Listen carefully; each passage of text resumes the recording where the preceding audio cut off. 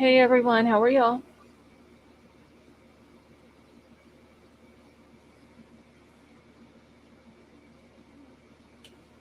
King Scarlet, how are you tonight?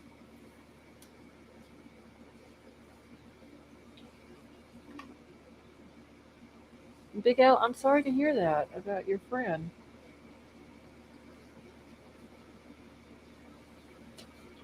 Hey Cherokee Raider, how are you?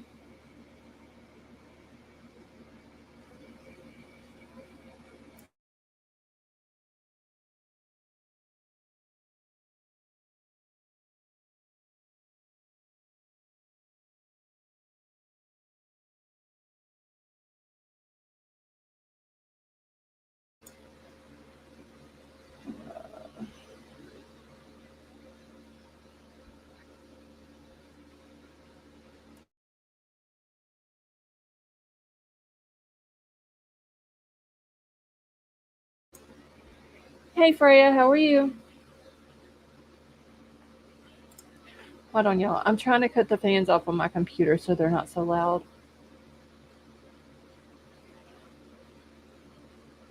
Loaded hot, is it bad where you're at? Have to mow the grass all the time? Cherokee Raider, you're very welcome. Sally Mae, how are you?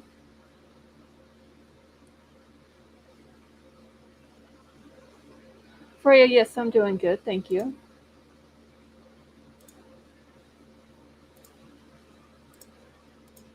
Okay, now that should be a little bit quieter.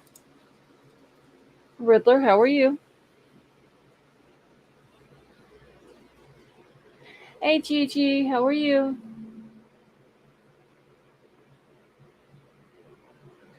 Agape Love, how are you tonight?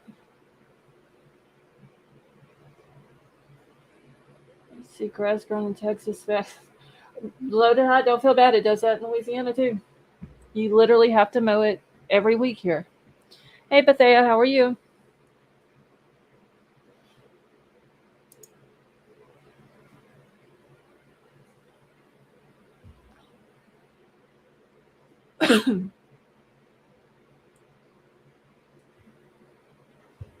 Let's see.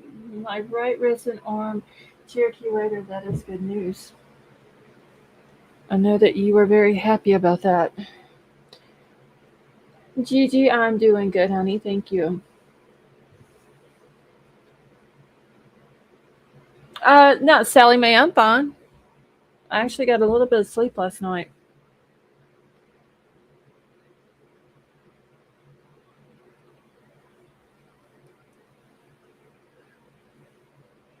Hey Megan L, how are you?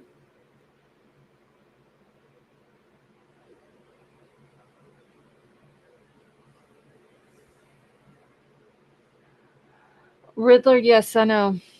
They're already telling people in Louisiana to start preparing. Hey, Crime Solver and Just On, how are y'all?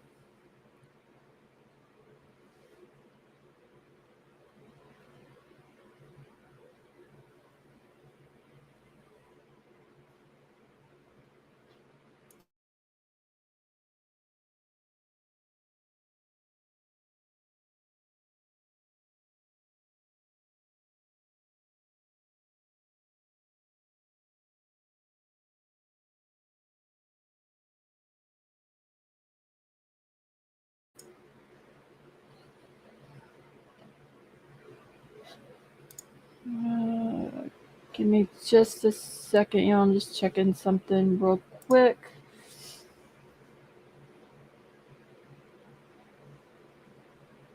Amethyst, how are you?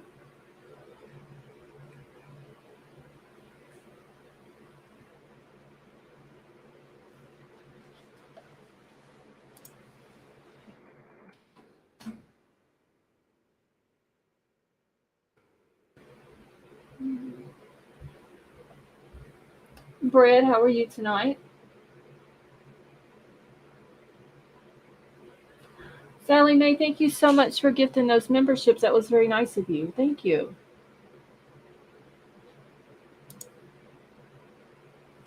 And I have pinned the email to the top of the chat if anyone needs to get in touch with me. Lori and CJ, how are you?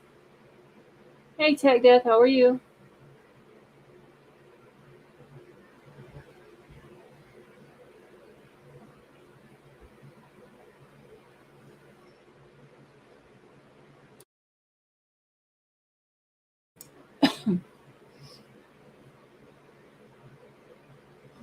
Okay, 1 second. I got a message coming in.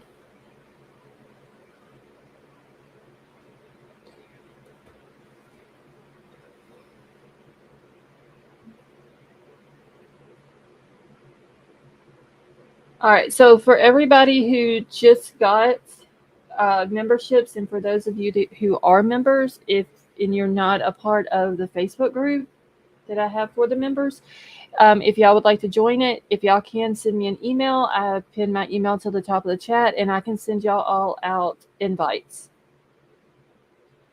Let's see, but I seen where the Amber Alert in El Paso that you were talking about, that they have canceled it.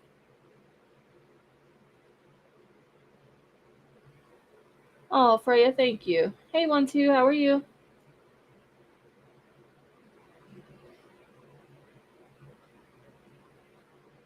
All right, so real quick, I want to mention something.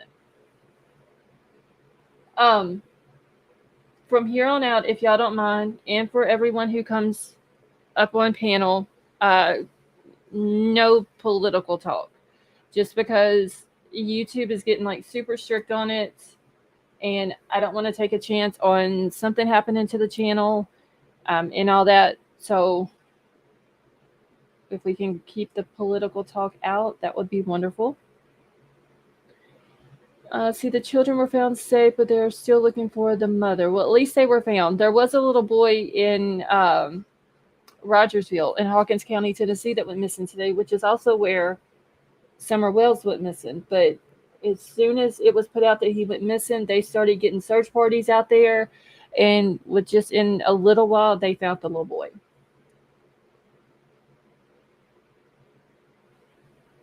So that was awesome news too.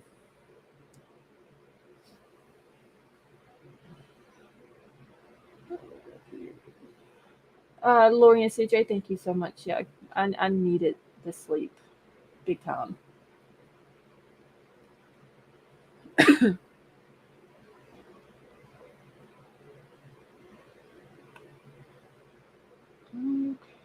Where did I see Gina Marie at? Am I missing her in chat?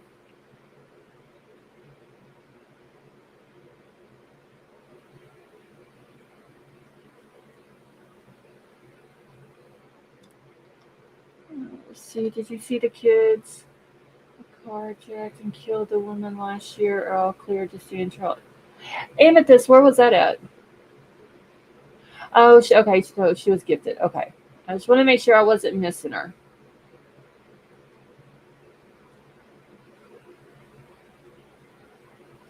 More, you probably saw her name whenever she got gifted the membership. I was just going back through chat. Like, I want to make sure I didn't miss anybody. Also, Timothy was found guilty in the family feud. Yes, I did see that today too. That he was found guilty on all charges.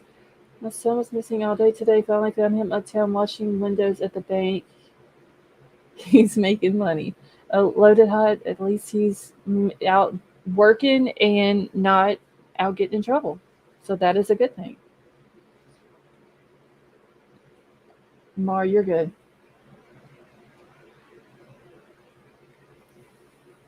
All right. One other thing, real quick. Let me look at something on my. Okay. Um, if all of the mods, because I'm gonna need all of your emails. Big Al, you don't have to worry about yours because I know how to get in touch with you if I need to. But if y'all can email me your email address, so I will have it, and then I will email y'all the email that I have set up for the mods. If y'all don't mind, just whenever y'all get time, if y'all want to wait and do it after the live is over, that is fine.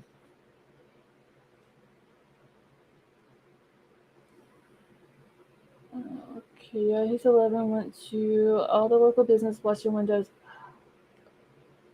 Loaded hot. That's awesome. Like I said, at least he's not out getting in trouble, so that means you're raising a good kid.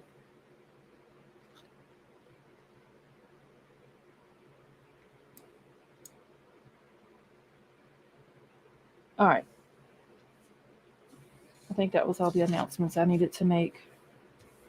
If I think of anything else, I'll bring it up. Let me get my other stuff here.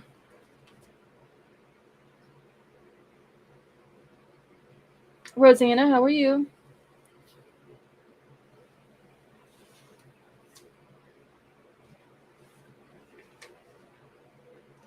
Okay.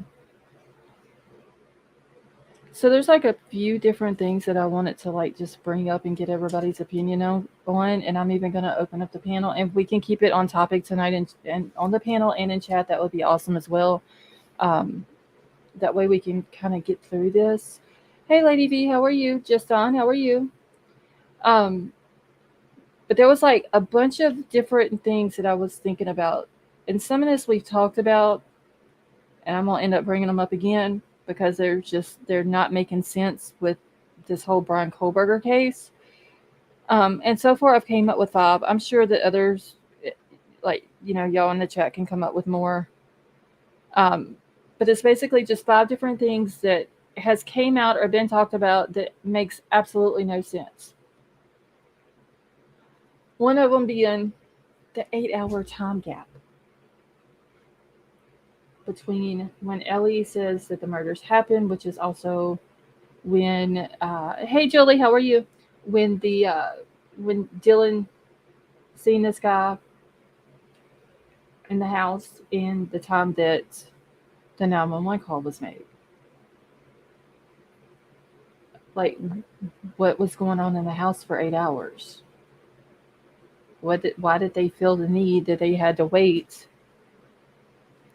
all these hours to call police, but yet allegedly they could call people at like 8:30 in the morning and have people over at the house? It makes absolutely no sense. Don't forget one, two, yeah, because there's some stuff with Bethany's timeline that doesn't make any sense either. Okay, so we honestly, Sally Mae, the whole thing about the kids showing up at 8:30, that is what several different people have said. I haven't seen any proof of it. Um, Now we do know that the call came in. I have seen, and I even have the screenshot. I forgot who it was that sent it to me. Of the call being done at 11:56. Moscow, for whatever reason, is coming out now and saying it was 11:58.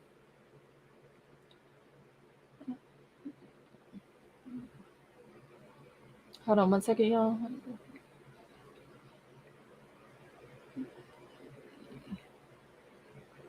Hold on one second, y'all. Okay, wait, Rosanna, what are you talking about? Why does the heading of your podcast talk about it doesn't add up? Let's see, Bryan Kohberger, and you have any imagined man, and we're all almost done with the video. Rosanna, almost done with what video, honey? Curious Cat, how are you?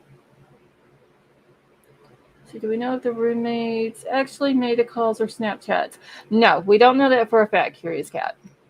It's possible the murder suspect somehow got in the chats and started things up. I have wondered that. Like, who was the first person who sent out these so-called Snapchat messages or whatever and got the whole group chat thing going?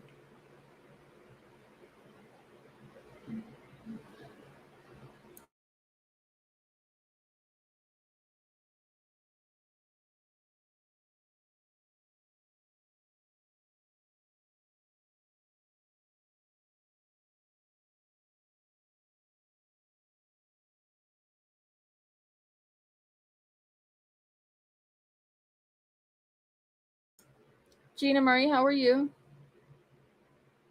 Hey, John, how are you? So, yeah, we don't know for 100% fact that there was calls made and people were showing up at 8:30. Uh, Kaylee's mama has said that she got a phone call from her niece at around 1-ish, was her words. Um, no matter what, the 8-hour time gap does not make any sense at all. Like, what was going on in that house for 8 hours before 911 was called? I don't believe any of those so-called locals that are feeding. Yeah, you kind of have to wonder, like, why are they just now coming out? Why didn't they come out in the beginning? See, or is it the roommates that survived involved somehow? Rosanna, at this time, like, I think honestly, anything is possible.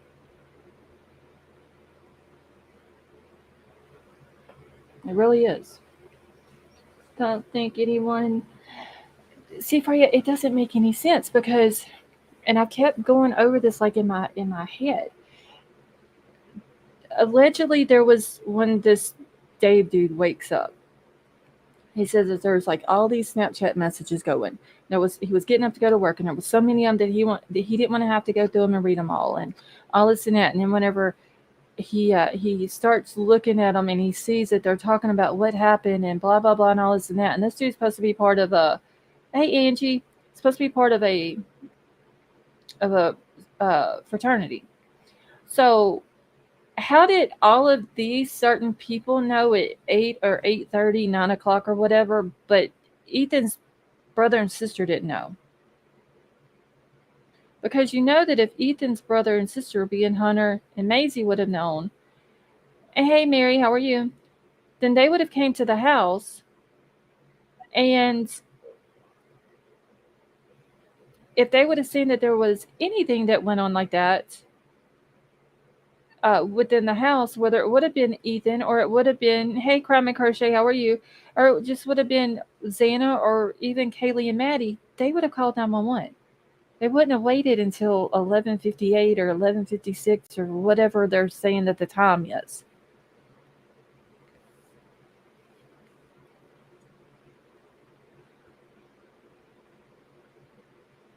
So it's not making any sense.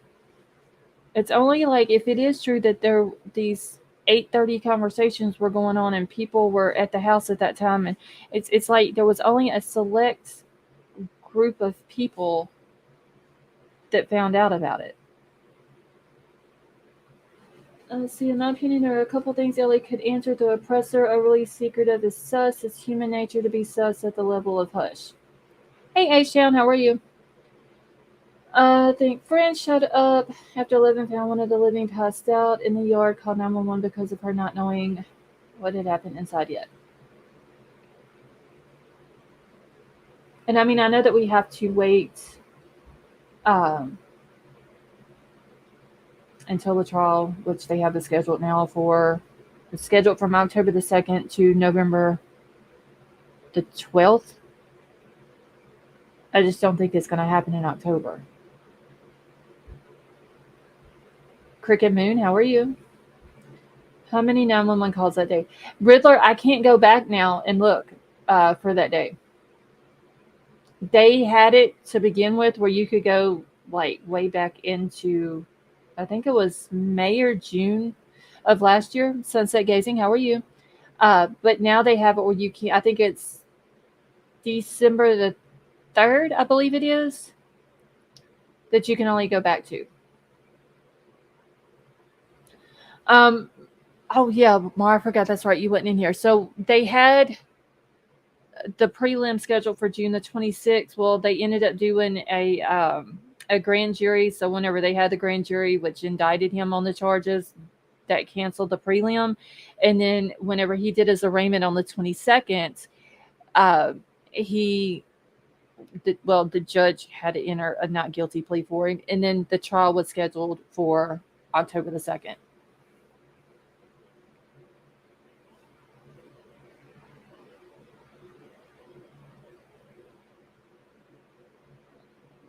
am I grinding? Hey, G, how are you?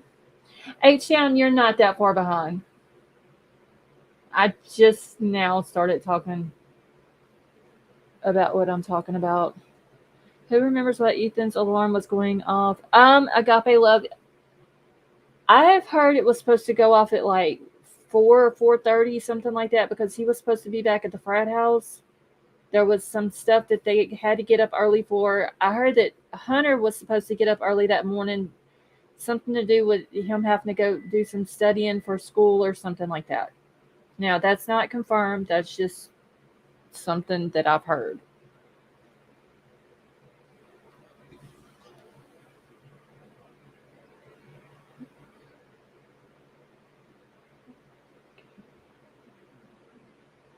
I mean, it's like I fully believe that Kohberger is involved in this whole thing, but why being so secretive and all that? And if there was any pictures taken of inside the house from any kids that were inside the house, I haven't seen any come out. So if they did go in the house, maybe they didn't take any pictures. I hope not anyway. Hey Stevie, how are you? See, if we believe the two that are saying the 8:30 to 10 timeline, then we are not believing people that knew them or have said they found out after 12. And see, Freya, that's what I was saying, like Miss Gonzalez. Um, she said that she got the call from her niece around one-ish. Her words was around one-ish, and said, asked if she talked to Kaylee. She said the night before. Um, she said that the niece was crying and said that she had heard something bad had happened to Kaylee or whatever. And then they start calling hospitals and Moscow PD, and they're like looking through stuff, and I think they seen it on the news where it was talking about something that happened at 1122 King Road and all that, and then the police show up. I believe she said 4:30 that afternoon. Brian R, how are you? Let's see, I will be listening, but in bed. Dear JT home from summer ball game. 10-run ruled them that they. Okay. All right, let me just catch up real quick, y'all. Believe the friends and Gonzalez first. Yeah, the two that came out and claimed that one of them is from the college and then the other one is a mother of a college. I just, to me, that is more sources coming out, and we don't know if what they're saying is true. Chief of EMTs was interviewed by local news, and he confirmed that they got there just after Ellie, but were told basically it was too late. Vapor, how are you? So Agape left. So it was 10 o'clock that he was supposed to get up.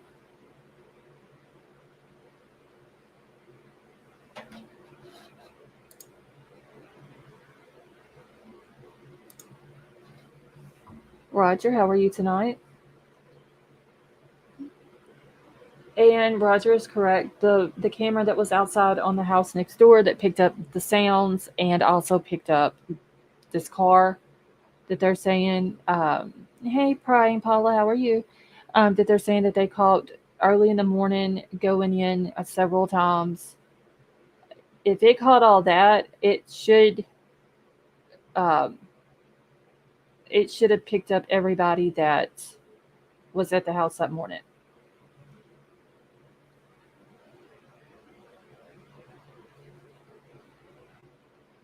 Eric, how are you? Okay, so David said he heard, or Dave said he heard at 9:30 ish from Snapchat. So why were these people hearing about it? I mean, did Ethan's family, like his brother and sister, not hear about it? I just think that if they would have heard about it, they would have showed up and been like, "Yo, let's call 911." It wouldn't have. It wouldn't have waited till 11:58. Hey, the amazing Tiff, how are you? Eric, I'm doing good, thank you. It was said early on that all the bedroom doors were locked and that Ethan and Xana weren't answering the knocks or their phone. Yeah, I've heard a lot of stuff about that too. I think in the beginning it came out and said that one of them in Xana's room was up against the door or something like that, and they couldn't get it open, and they thought that one of them had passed out, and that's why the call came in for the unconscious person because they thought one of them was had passed out and they couldn't get them to wake up. Hey Scott, how are you? So, I don't know. There's a lot of stuff that's being said throughout this whole thing that doesn't make any sense, and then you've got the secretive stuff going on. You've got people coming out to be sources, um, that's coming out with all kind of stuff, and and prying Paula. That is what the PCA says. It is they approached her room, they saw her laying on the floor. So was that? Hey Patricia, how are you? Um, what like was the door shut to begin with, and then somebody opened the door before police got there? It's just none of it makes sense. There's several. I mean, there's the whole thing there. Like, what could have been going on for those 8 hours that they felt the need to wait 8 hours to call law enforcement? See, early on, it sounded like one of the survivors passed out. I believe that's what it was said, Roger, that one of the surviving roommates had seen what had went on in the house. They ran outside, um, and had passed out from it, which is understandable. Um, and that somebody walking by had seen it, and they went over to see what was going on and help her. And I think at that time they said that she was trying to call 911, and they ended up calling. Kelly M, how are you? Oh, see, we know that Hunter entered the room. But which Hunter, though? Because there's Hunter, Ethan's brother, and then there's Hunter, Ethan's best friend.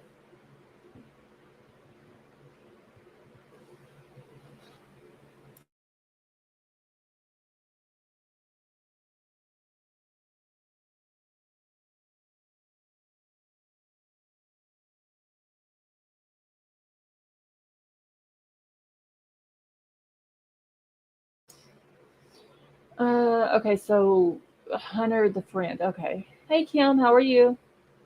Seems strange that Jack D didn't call Kaylee's parents. Yeah, I thought that was kind of weird too that he sees, but maybe he was asleep when all these phone calls were going on between like Kaylee's phone and Maddie's phone, and they were trying to get in touch with him. He could have been asleep, and then Christy is claiming, which is Kaylee's mama, that she found out about one ish, and then she tries to call Maddie. Maddie doesn't answer, so she tries to call Jack, and then Jack didn't answer. But at the time that that was going on, Jack could have already knew about what had happened, and that could have been the reason why he hadn't answered the phone. Now, kind of funny he didn't answer Kayleen's phone calls though when he was just at the bar not long before that. Let's see. As she said, 6 hours later, the sheriffs arrived at his house. The sheriffs arrived at 4:30, one ish or so to 4:30 doesn't equal six, but who knows? Brad, I heard that too. I've heard that he had to wait um, 6 hours to find out or something like that. Oh, Vapor. And one of her things, she says, I think it was on the one she did with Olivia, Chronicles of Olivia. She says that she had found out about one ish. But see, I had heard also 10:30, 10 to 10:30. So I don't know. I mean, when you're being told something like that, maybe you get the times. You know what I'm saying? You kind of go into shock, and maybe you lose track of the time and everything else that was going on at that time. You know, they said that they had family over there. They were watching the football game. Um, Whenever they got the call, but the 8 hour the 8 hour gap between the time that they're saying that the murders happened and the time that the phone call was made to 911 is not adding up. See, Autumn was getting calls and texts between 9:30 and 10. Because wasn't it what didn't trying to remember if they said that they got the call from the niece first and then the younger girls there was people calling them telling them that something had happened to Kaylee. I can't remember if that was before or after. I just remember her saying that it was like one-ish and that she in one interview she says that everybody was kind of hysterical and upset and everything and she was telling them all just to kind of calm down because if something would have happened to Kaylee then Maddie would have called her and she calls Maddie and she can't get in touch with her.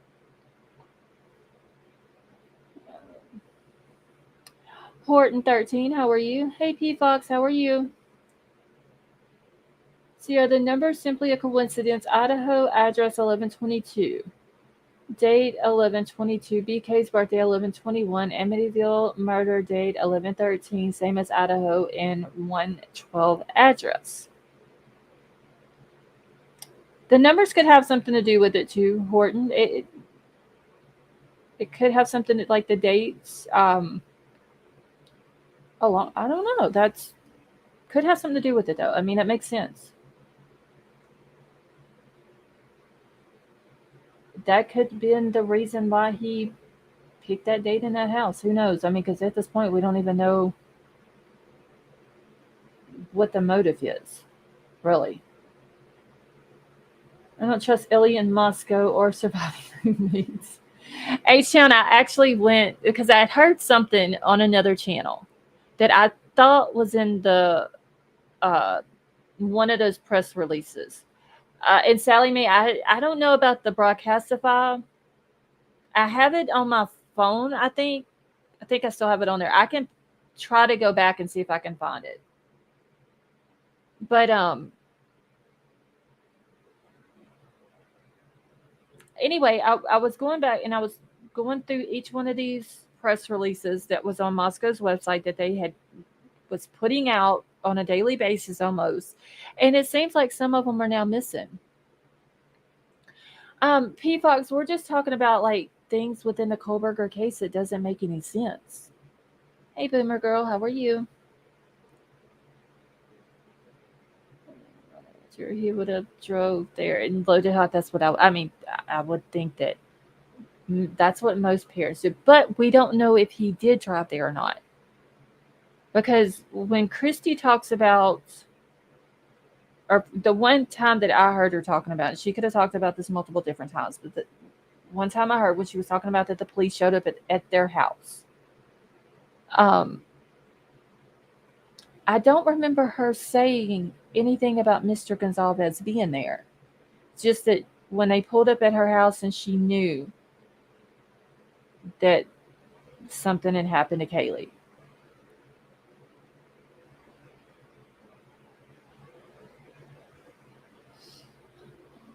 Let's see.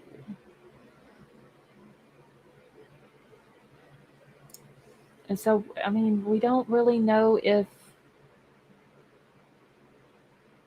he went. He could have went. We don't know. P Fox, yeah, pretty much the entire case. But I was trying to just come up with like a few things to go over tonight. And I mean, like I said, if there's other things that y'all come up with, I can write them down and we can go over them another night. Uh, Number one was the 8 hour gap. So no 1113, but BK birthday is 1121. Yeah, it could have something to do with the numbers. I mean, that makes complete sense. What was said? I believe it was Horton that said it. Um, we know that Bryan was infatuated with, or in my opinion, he was with probably several different people. I think BTK, Ted Bundy. He could have been the whole Amityville murder thing too. So H Town, you think that Mr. Gonzalez drove down to Moscow? I mean, it's a possibility, maybe, because he did say that he tried to call Moscow, and they kept telling him that they couldn't tell him that they couldn't give him that information. So maybe he did go, and maybe him and his son, or maybe just him or one of the other family members that was there went with him. And maybe Christy just stayed at the house with everybody else uh, and the younger girls. Let's see, I'm sorry. Sally Mae, I was saying that I haven't checked Broadcastify, but I think I still have it on my phone. So I could probably try to go through it later on tonight and see if I can find anything on it. So don't understand why they allowed BK to drive across the country after he was already a suspect. They waited for DNA to come back first. Yeah, loaded hot. I think they had to have like enough evidence that they could secure an arrest warrant. And I think at that point, whenever he left, they didn't have it, and that's like they really couldn't stop him, from leaving or whatever. Let's see, Mr. G. Okay, so Steve G said that there was a hell of a fight on the second floor, first interview. And see, Agape Love, he also said, if I'm not mistaken, in that same interview, uh, he also says that he didn't have to go upstairs. And a lot of people have wondered what he meant by that.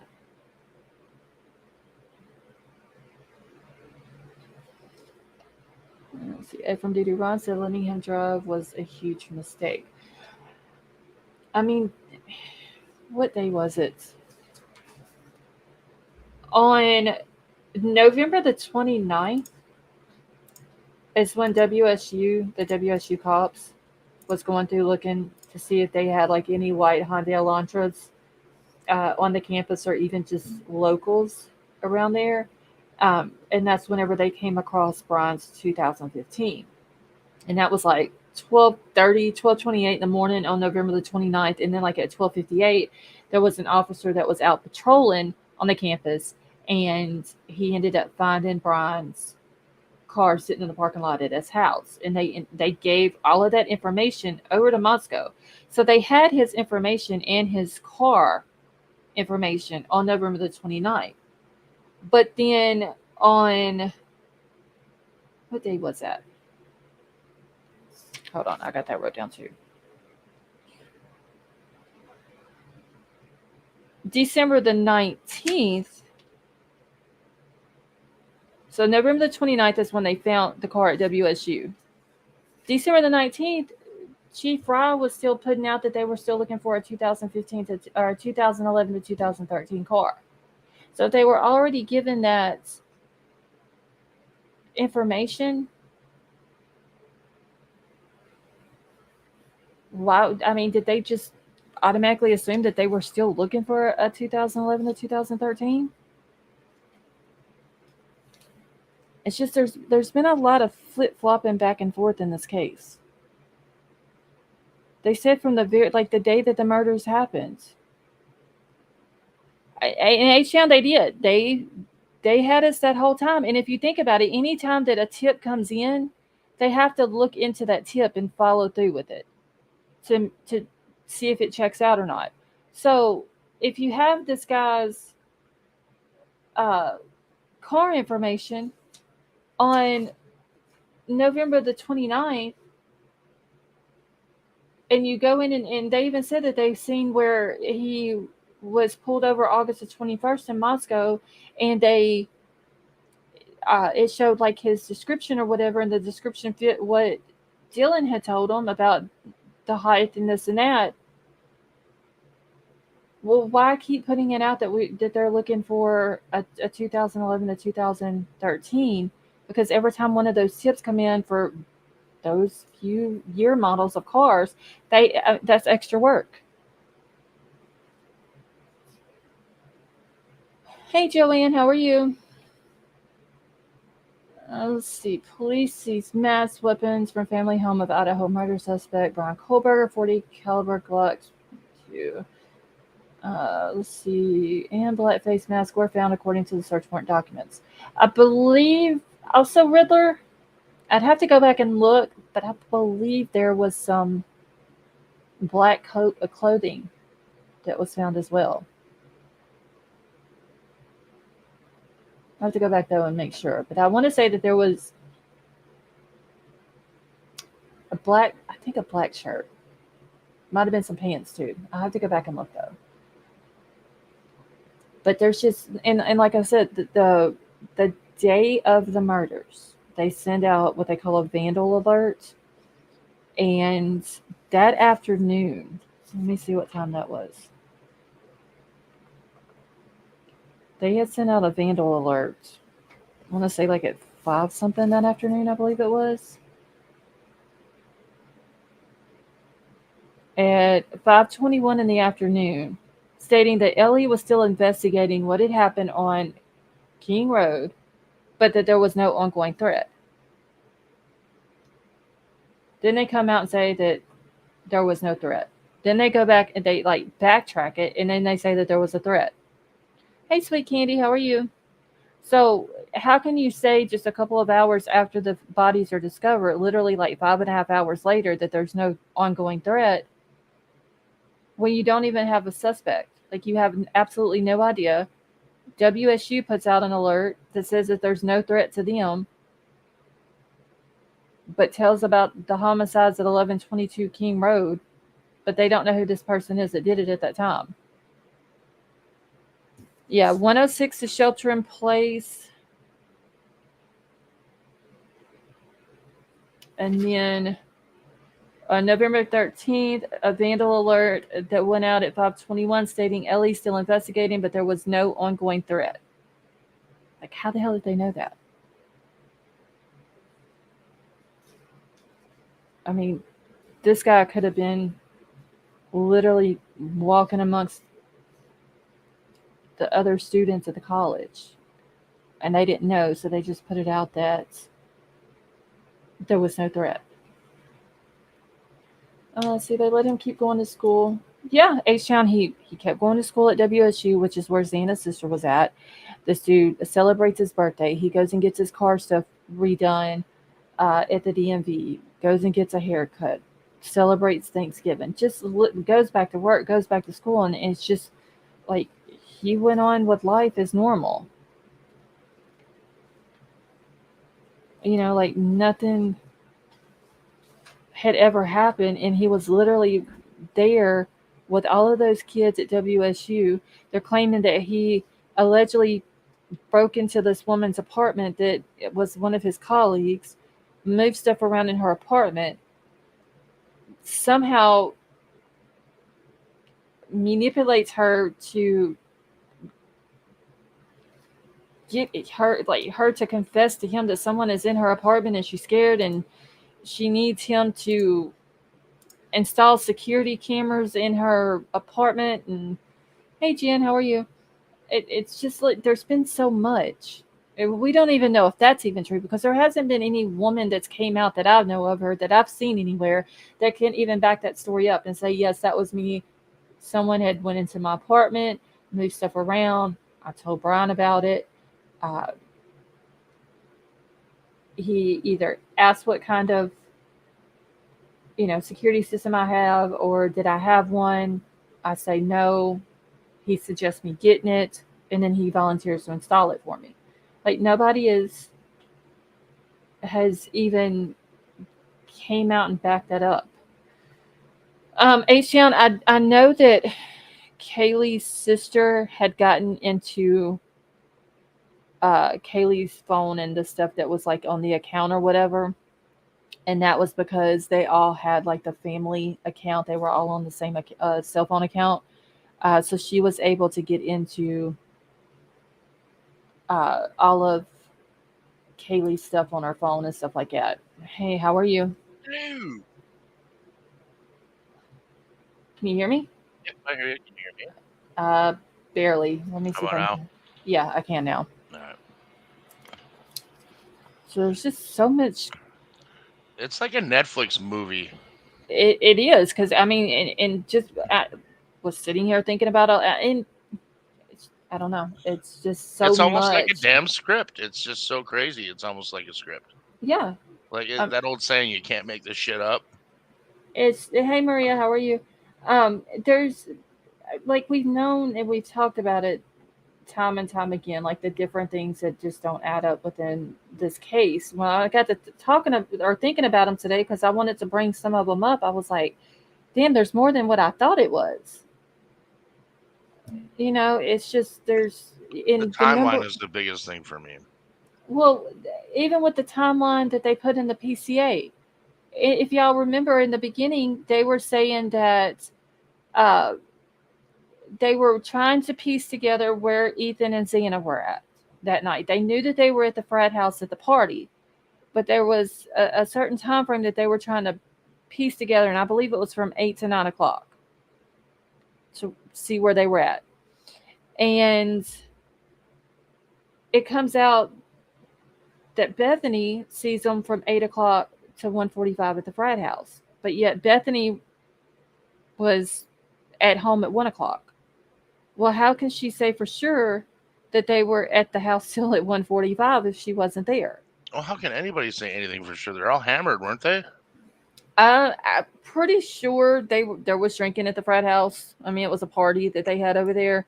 I'm pretty sure Bethany might have been drinking too. I don't know that as a fact, um, but it's just like in the very beginning they said that the two surviving roommates were out in the community that night. It's been said that Dylan was at the football game. It was never said where Bethany was at until the PCA come out, but it just said they were out in the community separately, but they both ended up back home at 1 o'clock, which I even said before the PCA came out. That seems kind of weird that they're out separately. They just happen to show back up at 1 o'clock.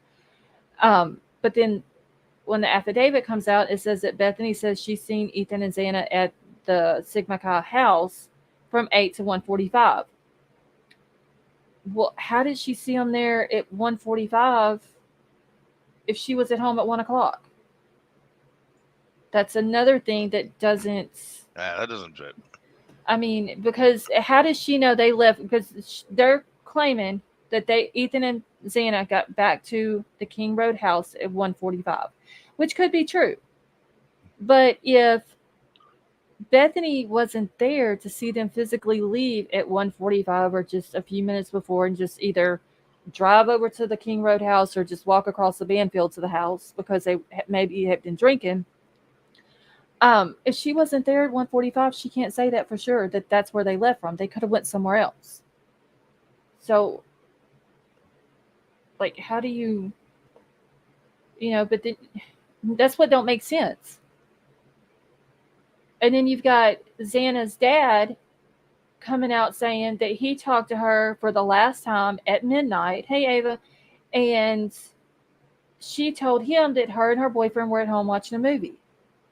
So we've literally got two different places that Xana and Ethan were at. And it doesn't don't make sense.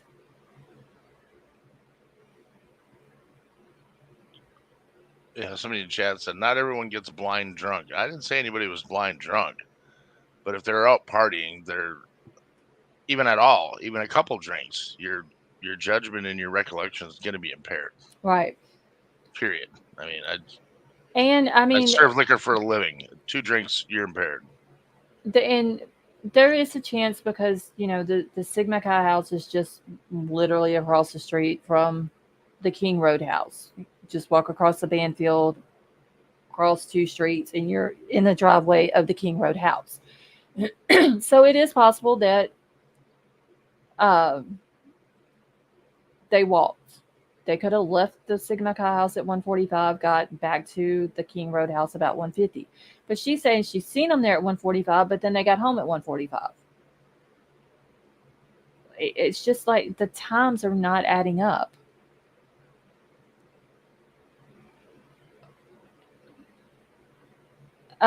Gina Marie, she's no longer with the channel.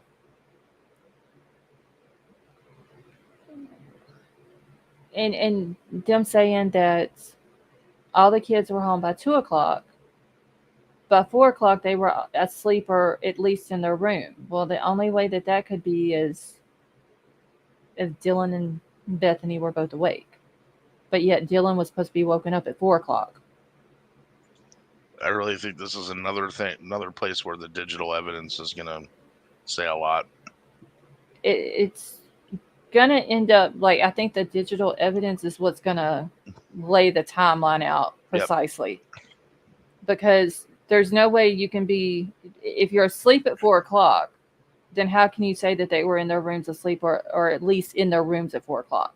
You have to remember every action on their cell phones is recorded. Right. Literally every action. If they pick it up and tap the screen twice so it'll light up so they can see what notifications are on the home lock screen, Hmm. that's recorded. Everything's recorded. Yeah, I think that they're gonna have to, and they might have already done it, and we won't know it until the trial comes out. But I think that that's what's gonna have to do the timeline precisely is Uh, all of that. you can't trust them for two reasons. Their recollections. One, they're possibly drinking or doing drugs or both. Hmm. Not saying that anybody was, but it's possible. And number two, when someone goes through a trauma like that, there's absolutely no way for anyone to say on this planet how that brain is going to react to that trauma. Right. Everyone is different. I mean, it's if you've ever seen someone pass away, and been around other people when that happened, everyone in the room reacts differently. For sure. And It's just we're different. I mean, they could have seen it, like what happened in the house. They could have seen it later on. Hey, left-handed, how are you? Um, and Dylan versus Bethany, they could either both scream. One could scream, one could cry. It's gonna be different reactions.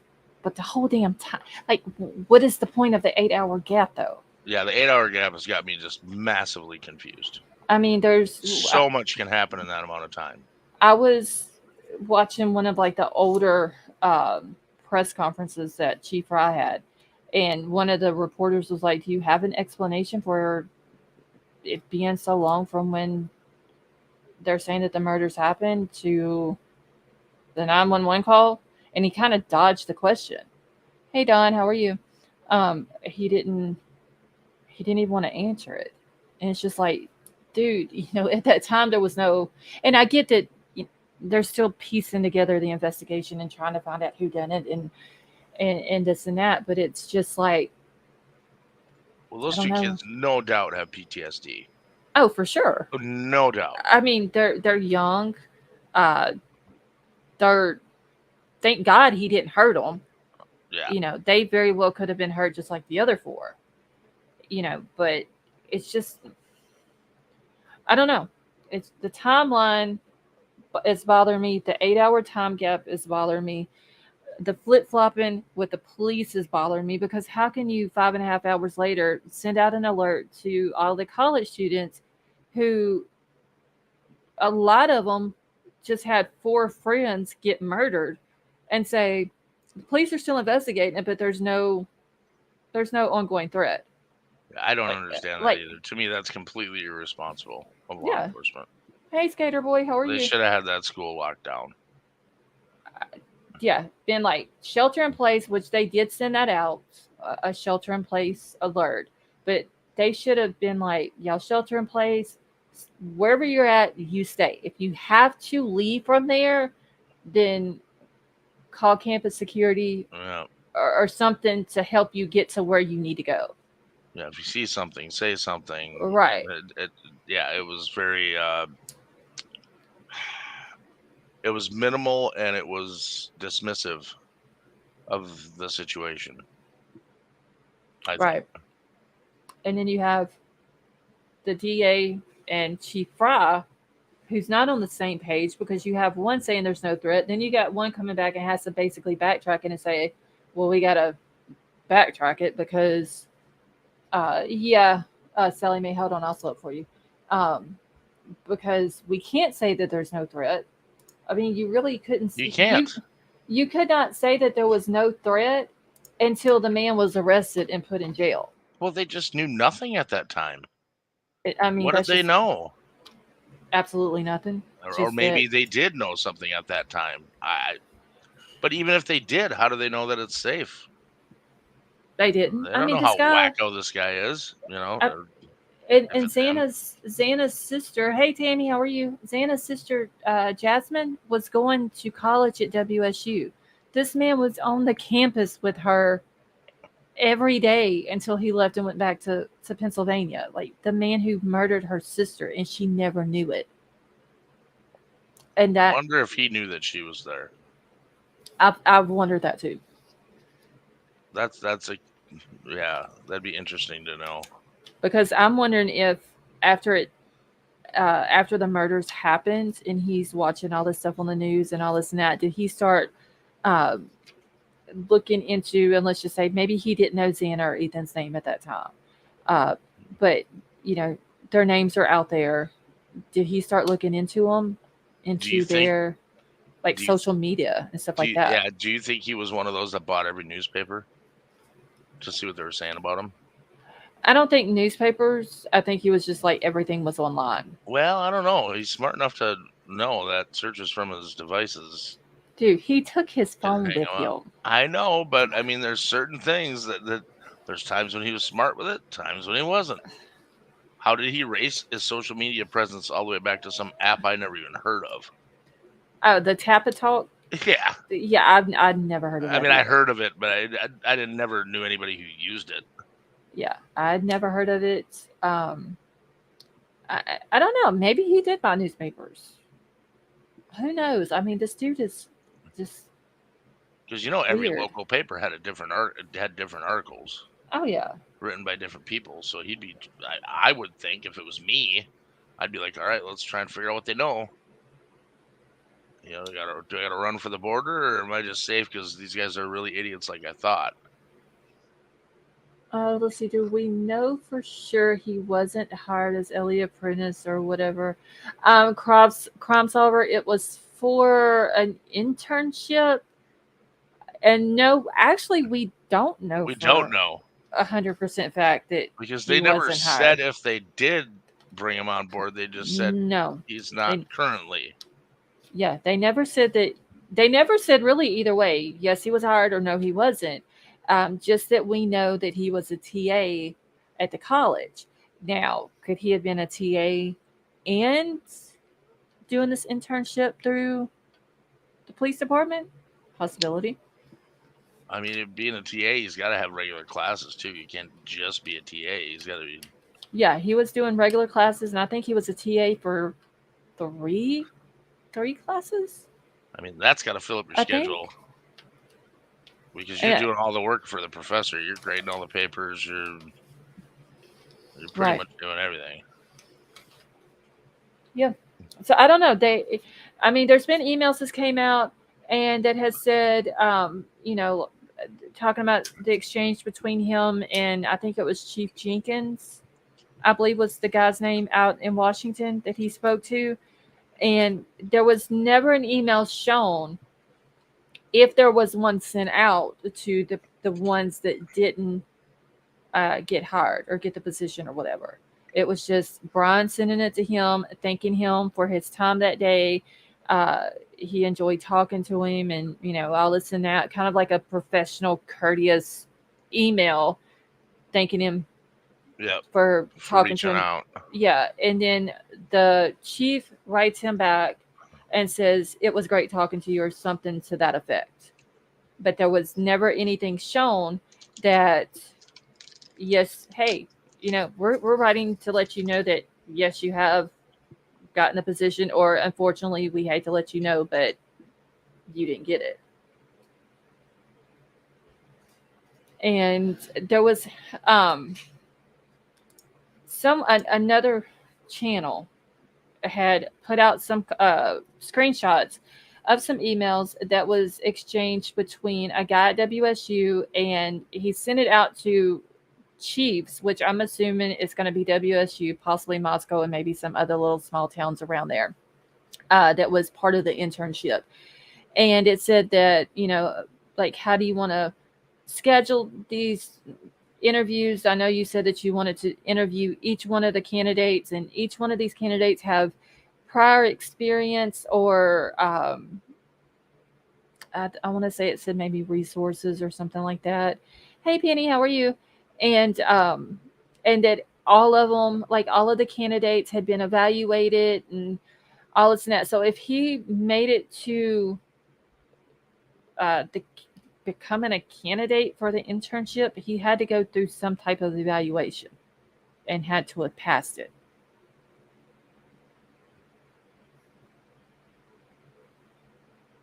Hold on one second. I need to send a message real quick.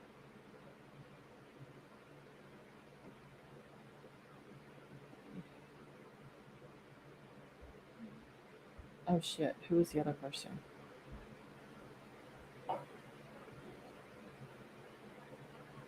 Hold on.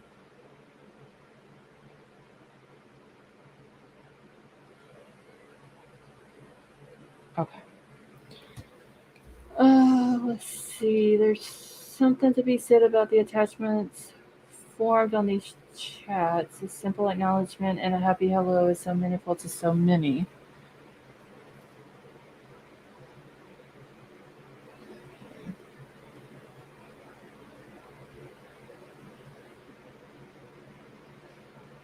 Let me drop the link again. So if anybody wants to come up with this.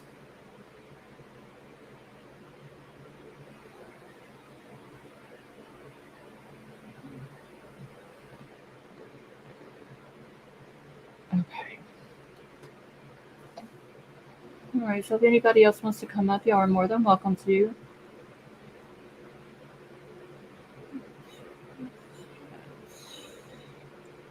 Every time Penny Robinson comes in, I start singing "Do do do do, Mrs. Robinson." Just pops into my head. I can't make it stop. Coo coo coo choo. King Scarlet, can you hear us? Wow. Yeah. Can you guys hear me? Oh, you're really quiet. Yeah, let me see if I can cut her up a little bit because I don't want her to have to do anything if we can hear her. Oh, she's threatening to cut you. No, because she has so much issues whenever she comes up that it literally will drop her off and she Yeah. can't talk. Oh, So I don't want her touching nothing. As long as we can hear, I'm gonna cut her up my own self. It's a miracle that I'm up here. Basically. nobody moves and nobody gets hurt. Okay, let me pull Lady V up. Okay, so King Scarlet, I've got you cut up. We should be able to hear you. Okay, if not, I can cut it up just a little bit more. Let me know. Can you guys hear me? Yeah, I can hear you good I enough. can. Okay. Big Al, can you hear her okay? I can hear. Okay. Just want to make sure. I'm just surrounded by women. I'm just staying. I'm holding back. Thanks. Oh, Thank good you, Riddler. Riddler. Thank you, Riddler. He was scared. Whew, He I was was scared. freaking, man. I was swimming the estrogen sea, and I was starting to go down. Equilibrium. Cherokee Raider, thank you so much for being a member for 5 months. And she said, why was his shoe print not found cleaned up? The shoe print bothers me big time too. Yeah, that gets me. Like there had to be other shoe prints. Why did they not put the other shoe prints in the PCA? How can there only be one? Like there had to be some before and after the one shoe print. I mean, okay, we're just talking like coming from the outside to the inside of the house with your shoes on. You're going to leave prints, right? Yeah, dirty shoe prints. But this one was supposed to be a bloody footprint or shoe print. Yeah, I just don't see how there could be one. Oh, that would transfer for steps. I mean, Yeah. did he hop on one foot till he got to Dylan's room and then stomped his foot down and then hopped on the other foot like the rest of the way out the house? I mean, and true, why was it cleaned up? Yeah. Well, maybe that's what they were doing in that 8 hours. Could be because like something was going on for 8 hours. I mean, when B was, excuse me, Dylan, when Dylan at first, she had seen him and then she like went into shock or whatever for 8 hours. I stood up for her saying, that there was a case with Richard Speck that the survivor she like stayed under the bed scared to death to move for like 6 hours or so before she even went to get anybody. So I could see that, but now I'm wondering if if we include Bethany and her into maybe some of that time of cleaning up. Well, it doesn't make sense. That doesn't make sense. Like I Scarlett, said, uh huh. I want to go back to something you said earlier about the two surviving ladies that went outside. Okay. What time was that in the morning? Hmm. Was it like around 9 o'clock or 8:30? 8, yeah, I've heard 8 o'clock, but I still don't know if that story's true or not, though. Yeah, and see what I'm trying to figure out. Now I saw someone get an Freedom of Information Act of the Uh-huh. 911 calls that day, and only one came from that house. Mm-hmm. Now, I don't know if that was a true thing that was put up or somebody just put their own list up there, but I'm wondering when, because you hear they went outside. Did they try to make a 911 call but couldn't get through or couldn't talk because they were fainting, vomiting, whatever? Yeah, they said that somebody passed out, right? Right. That's what we keep hearing. And that would be called vasovagal syncope. When you see blood or somebody gets a shot, some kind of horrific news, the blood pressure drops and you Right. pass out. Mm-hmm. Uh, But they're saying, wasn't it put in the PCA? And let me pull it back up here real quick. That I just literally lost my train of thought. Hold on, let me get the PCA real quick.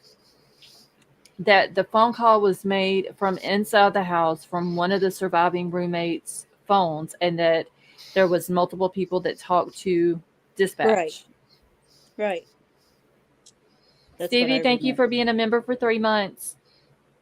So, I mean, the story came out in the very beginning that, like I had said earlier, like that they, I guess, had seen what had happened in the house, and so they ran out. Uh, of course, that is a natural reaction, especially if you're that young and you see something like that you've probably never seen like that in your life before. So all of Sure. that made sense. They ran out of the house. They were screaming. They were hollering. One passed out, but there Right. was allegedly people walking by the house who claims that they had seen the door open earlier that morning. And then whenever they seen the girls outside and passing out and screaming and all this and that they went up to them to find out what was going on, and that they were trying to, I guess they had got their phone and called 911 or whatever.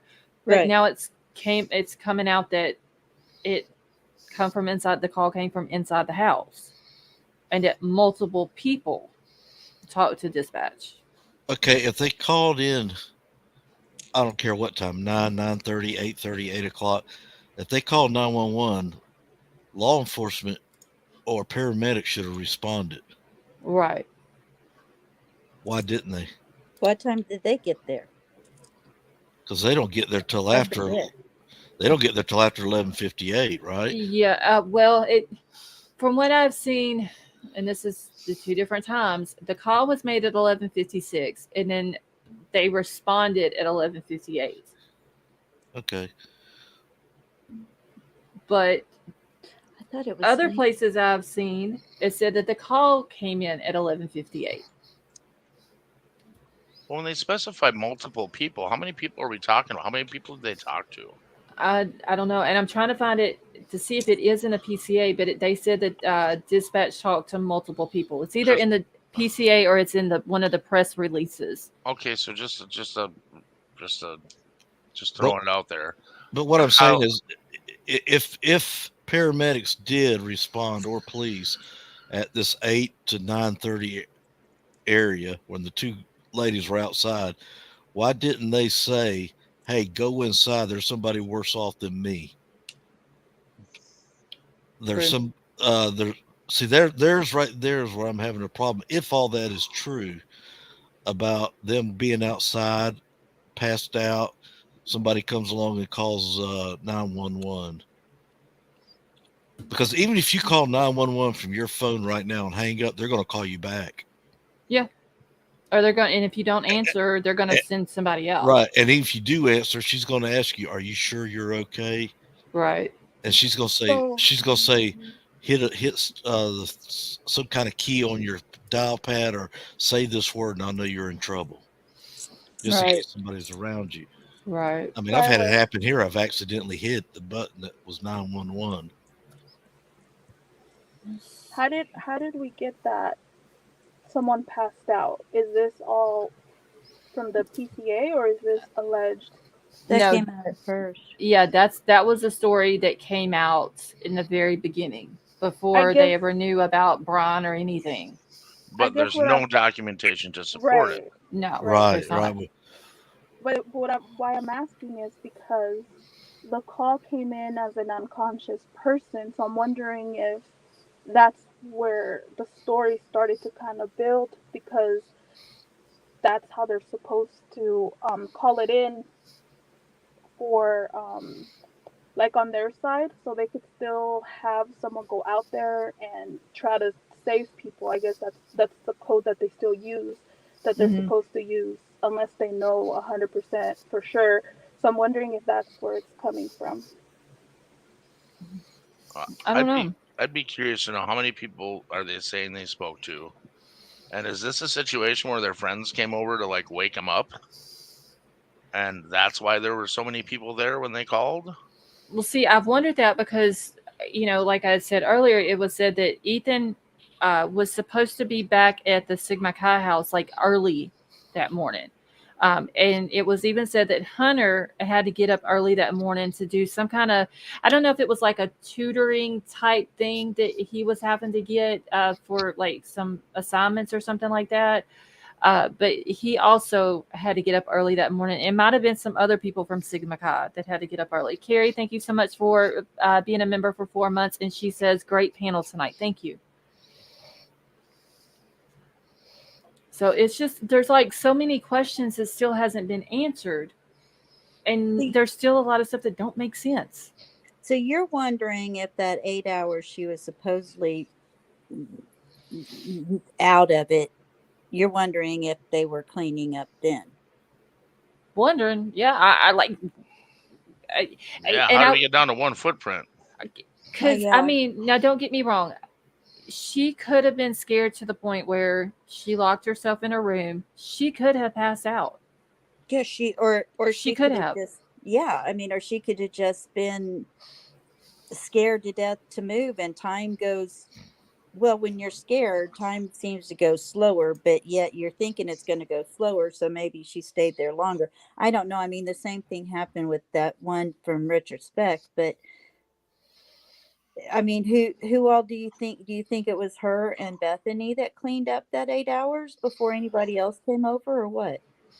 Well, who's to say they didn't wake up and we're like, okay, we're the only ones left alive. They're gonna think we did it. I mean, it's a possibility they could have panicked. Well, we keep saying 8 hours. We don't know at what point it registered in Dylan's mind Right. that my roommates are no longer here with us. We now they call some now she makes action. She calls a friend over, and I could just imagine what went on from there. One friend But that tells, would be, to me, that would be normal too for a girl by herself to call a friend over and they say, hey, yeah, okay, I see what you're talking about. We need to get out of here and call the cops. I mean, why implicate yourself in it? Because now Yeah. you're going to be everywhere in the house where that person was, if you're cleaning it up thinking that they think that's going to be you. Well, now you definitely put yourself there. Well, I mean, the first thing I'm gonna do is check all the rooms. Well, yeah, me too. I see what's going on in one room. I'm gonna check the other ones. Yeah, Right. because you're automatically going to assume, let's just say she walks out of her room. If she goes to Bethany's room downstairs and she heard all of this noise earlier going on around Xana's room, when she goes past that hallway, she's going to look down there. And she's Yeah. possibly going to see something on the floor, or she's going to see one of them, either one of them on the floor or other stuff on the floor, and she's going to freak out. Right. Now, if you find your friends in that way, I would think that maybe they would be like, oh shit, what about Kaylee and Maddie? And run upstairs to check on Yeah, them as because well. the stairway's right there. Yeah. Without Well, the crime scene photos, it's impossible to know how did somebody step in blood Yeah. enough to leave a shoe print. Well, I mean, I'm assuming these kids were in bed when this happened. But Well, they say they were. They said they either were asleep or reclining, and they could still see where one of them was playing on the telephone. On At what? TikTok. Yeah, TikTok. What, at 4:30 or 4:25? Somewhere's in there. 412. They said Xana was on TikTok, but the way they Okay. have it in the PCA, dear Lord, my mouse. If I can find it, they say that. Let me see if I can find it because I want to say it exactly how it's worded. So, I don't remember exactly where it's at, but they say that all of the kids, that Dylan and Bethany had in their statements had said that all of the kids were home by 2 o'clock, in their rooms, asleep by 4 o'clock, or at least in their rooms, except for the exception of Xana, who received a DoorDash delivery at 4 o'clock. Now, the only way that they can know that Xana received a DoorDash delivery at 4 o'clock is that at 4 o'clock they had to be awake. And Dylan is saying that she was woke up at 4 o'clock by what she thought was Kaylee upstairs playing with her dog. So was Dylan just asleep and Bethany was awake and she knew Xana got the DoorDash at 4 o'clock? Like, it's just the way they're wording the PCA is what. Nothing makes sense. Right. To what Big Al said, that he would walk around the house and see.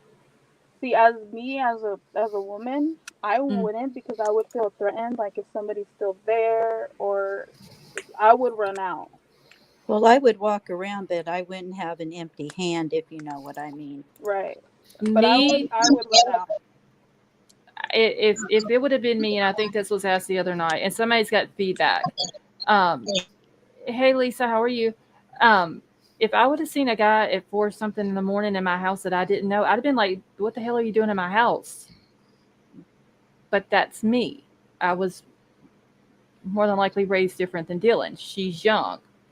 I'm just wondering what it is that she saw that scared her so much, but also thought that it could have possibly been people having a party in the house.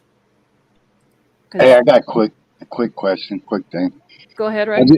have you ever watched on, let's say, YouTube 911 calls? Ever watch what? 911 calls. Yes. If you listen to them on the 911 calls, they ask you everything. Is a person breathing? Blah, blah, blah, blah, blah, blah. They want you to check. They want you to perform CPR. They want something done on the 911 calls. They won't let you go until you actually check a person. So how could you say somebody's unconscious when all of them are bleeding? I've questioned that. Like, how did even whenever they said that about the pulse is being checked, I even said, like, what would be the point of checking a pulse if you see all this red stuff on the floor? But could he have been on the phone with 911 and they told him to check for Well, pulses, maybe, or that's what I'm trying to say. If you listen to 911 calls, because I do it all the time on YouTube, that they Yeah, have channels that just do 911 calls, and everyone, they follow the same script. Doesn't matter where you are. They yeah. want you to check the person, the individual, if something's going on. So I don't understand how it could be called an unconscious person if they had to check the people. Unless could unless it, they saw him and they ran out of the house and called. or could it have been that because now it says homicide, like before they changed it to where you could when we were able to go back that far on the call logs, it had homicide on there. So I'm wondering if maybe they put it as an unconscious person to begin with, and then once law enforcement got out there, and then maybe they called it in and was like, no, they're not unconscious, they're deceased. Maybe at that time did they change it, but to begin with, until they knew for a fact that they were deceased, maybe they put it as unconscious person. I thought the unconscious person came in because one of the girls had fainted outside, and that's where that came from, that report of an unconscious person. I don't. Yeah, but we the PCA They said said both. that the people. call came from inside the house, not outside. Yeah, that it came from one of the girls, one of the surviving roommates' phones from inside the house, and Mm-hmm. that dispatch talked to multiple people, but they don't say what the multiples is. Right. Or When did they say that it came from inside the house? After they subpoenaed the phone records? No, actually, I think it was the second press conference. I mean, you can go back and look at all the Moscow press conferences, but it was stated on the press at the press conference. was it a press conference or a press release? Do you No, Ray? it was Fry that actually said it.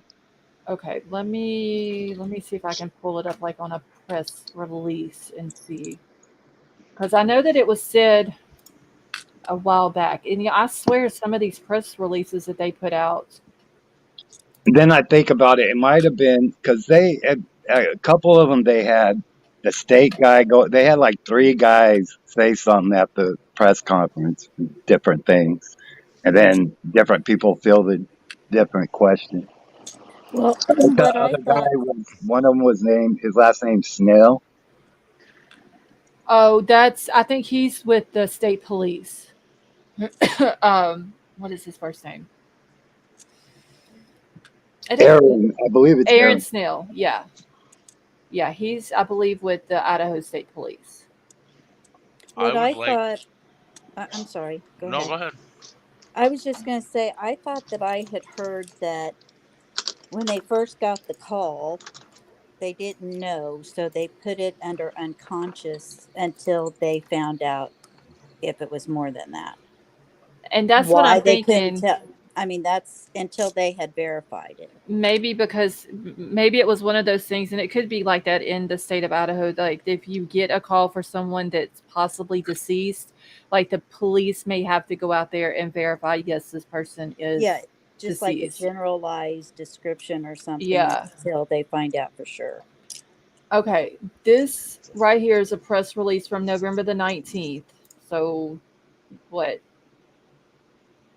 6 days 6 days. after the Mm-hmm. murder? And I didn't look at any before this one, but it says right here, initially 911 call was made at 11:58 on November the 13th, requested aid for an unconscious person.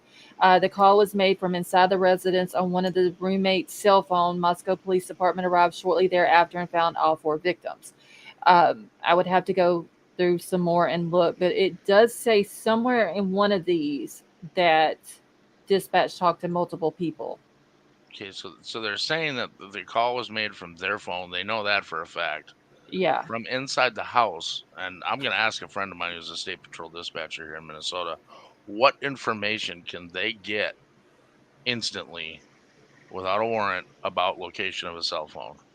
Could it have been because they told them to go check a pulse, or do you think you can render CPR or something like that? And that's how they knew that it was from inside the house? I don't know, but they're very specific to say that it was from that phone inside that house. Right. So when they get a call from a cell phone, I don't know what pops up on their screen.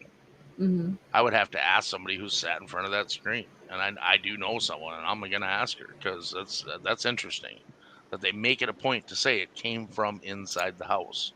And let me They have not see. subpoenaed the phone records at this point yet, I don't think. No, I would have to pull up Sleuthy's Timeline. timeline. I was actually looking at it earlier. Um, 6 and days, I was can't imagine they would have gone through all that data by then.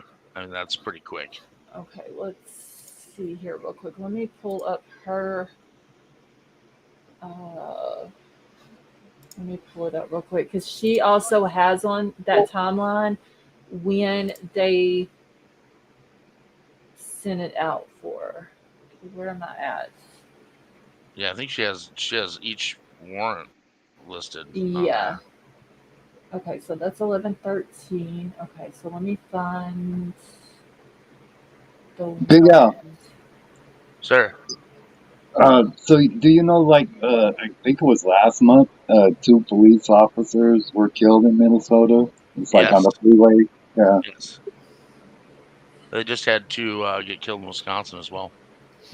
Ray, you brought up a good point a while ago about the 911 call because I had a call from my mother. She was having severe abdominal pain, and they were asking me like, is it above the navel or below the navel? Is the pain radiating from the middle outwards or outwards inward, up or down? And by the time I got through talking to them, I said, look, the fire truck and the rescue unit's already here. So I hung up with 911, and that's when the firemen come in and took care of her and took her to the hospital. But they ask you a million questions while you're on the phone with them. Yeah, no, I'm a 911 caller in a heartbeat. They usually keep you on the phone until some sort of services arrive, either ambulance, fire truck, or police. And Big Al brought up a good point. He said most people carry their phones with them wherever they go. That's me. Yep, always. And if I'd have walked, as soon as I saw the first one collapsed on the floor and they don't wake up, I'm calling 911. Right. Yeah, it would have been the I'm same not way. calling a friend. I'll call the friend after 911. See, that's what don't make sense. Why did they call somebody else before 911? Because you phone a friend if you're guilty. I mean, I get that they're scared. I don't want to take that away from them. I get that. But But see, my why point Well, did is maybe at what point did Dylan get scared and realized, okay, I can see 4:35 in the morning. She saw a guy dressed in black with bushy eyebrows and a mask, and he just walks on out the sliding glass door and disappears. Okay, so then she goes back to her room and goes back to sleep. I'm assuming. At what point does it register in her brain that my friends now are no longer here with me? I mean, I can even say, you know, 2 hours. Like she's got to kind of like gain her composure back Right. of what she heard and like process. Okay, I just heard all this stuff. I just seen this guy. Like you know what I'm saying. Like some people have to take time to process that. But 8 hours. yeah, because okay, let's assume she was asleep, and then she heard stuff. She thought it was them playing with the dog, Mm-hmm. and then she sees this guy, and okay, these are girls that may or may not have brought somebody back with them. She could have thought it was just him leaving, right? Right. So if so, she's not going to be afraid for 8 hours. So what triggered her to be so afraid? That's what I've said. What did she see when this dude was walking by that caused her to be scared that she was in a frozen shock phase and then she locks herself in her room? Like what did she was there blood on him? Like she can only see I don't his see how there eyes. wasn't. I mean, But was there blood on his like his eyes? well, There'd there have would to have be had to because be he's blood wearing on all him, black. but he's Yeah. in black. Yeah. Yeah, you're not gonna see the blood. No. So when did she go out and possibly see that okay, something actually did happen? I mean, either it's that or she woke up and like put this together. And why would she put it together if she's thinking that it was the dog and then one of the girls could have brought somebody home? I mean, And did she also hear voices coming from Zana's room? Yeah, that she heard a male voice say, "It's okay, I'm here to help you," and she also heard crying coming from Xana's room. right. Well, when he was walking by, we can all agree that he had no sheath, right? Right, Right. Because he left it. So he had to have the damn knife in his hand. Yeah, Where you else would are you gonna think. put it? You're not gonna stick it in your pocket. You just stab yourself in right. the leg, bleed out. Well, if he had a hoodie on, they usually have that center pouch, and he could have had it sitting in that center pouch. If But you, you know, yeah, But maybe, yeah. if it was loud enough that the neighbors could hear it on their camera, how could she not hear the screaming? And also, Yeah, you would have to choose between being really scared and freezing scared. You're frozen in fear, and you didn't know anything was wrong. It's a party house. It's two Right. completely different. You have to choose from one or the other one. I don't think you could be both. Exactly. Yeah, it can't. That's exactly my point. And I like that you guys talked about the footprint. Down there, every time I get on, I talk about that footprint. I mean, yeah, there could have been more than one footprint, and they didn't put it in the PCA. But the way they stated it, it seemed like there was only one footprint. Well, I think that's a hardwood floor, right? Yeah. So Yeah. they probably had one really clear footprint, but it had to track for several steps. It just seems like I get that they're bringing up the one footprint in front of her door because it kind of corroborates what she says about seeing the guy walking that way. But if she sees him walking by her door and out towards the through the kitchen to the back sliding door, and then they think that he leaves at that time, and there's footprints going that way, why not put that in the PCA? Because it's going to help with uh, obtain the arrest warrant even more. Right. And if it was and if it was a good enough footprint to happen, just that 1 foot, how did he get all the way from over there to her door with and still have enough for it to be just that one print at her door? Well, let me ask you this. Let's say there's more than one footprint. Will the detectives go in there or forensic team go in there and get all the footprints? Or they just want to as long as we get one, we're happy. Well, there's so many questions about the footprint. Yeah. Okay, there's the make of the shoe, the size of the shoe, Which the they all direction wear. of the print, the density of the blood that we're assuming was on the shoe. That we're assuming it's blood, that was on the floor. And where did that blood originate from? Whose blood is it? Well, I Yeah. mean, the whole case is every section of this case has got some bizarre element. Look at all the red juice that's in the kitchen. Yeah. What happened in there? Right. My land, that right there looks like a butcher been in there. And there was pictures taken from outside of the front part of the house through the living room window, and you could see all the people in the living room, uh, between the wall where the doorway is going out of the living room into the little hallway where Dylan's room is, and then into the kitchen, and the staircase wall right there. Uh, there was a bunch of people in that little area taking pictures and all looking down, and like there was something in that area as well. So I wonder what happened in the living room. But I Did didn't it wonder something? say I later? wonder why they didn't cover the windows and stuff when they were doing their investigation. Everybody could see through the windows and the That stairs. is, yeah, because there was like so many different from the back of the house they were getting pictures, from the front of the house they were getting pictures. There was one picture where it was zoomed in from the front of the house into Kaylee's room through her bedroom window, and you could see her TV on the wall and all that. Like Yeah, you would they have thought never they would. covered it up. Yeah, you'd have thought they'd put blockout curtains up. And also, Something. Scarlett, remember how you were saying, Mr. Steven, how he was saying that they didn't have to go upstairs. Right. So I think what he means by that is it could go both ways.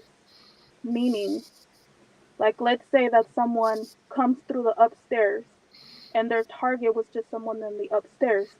They would go upstairs, do what they needed to do, and Mm, go back out from wherever they came in, the balcony or whatever, never be seen.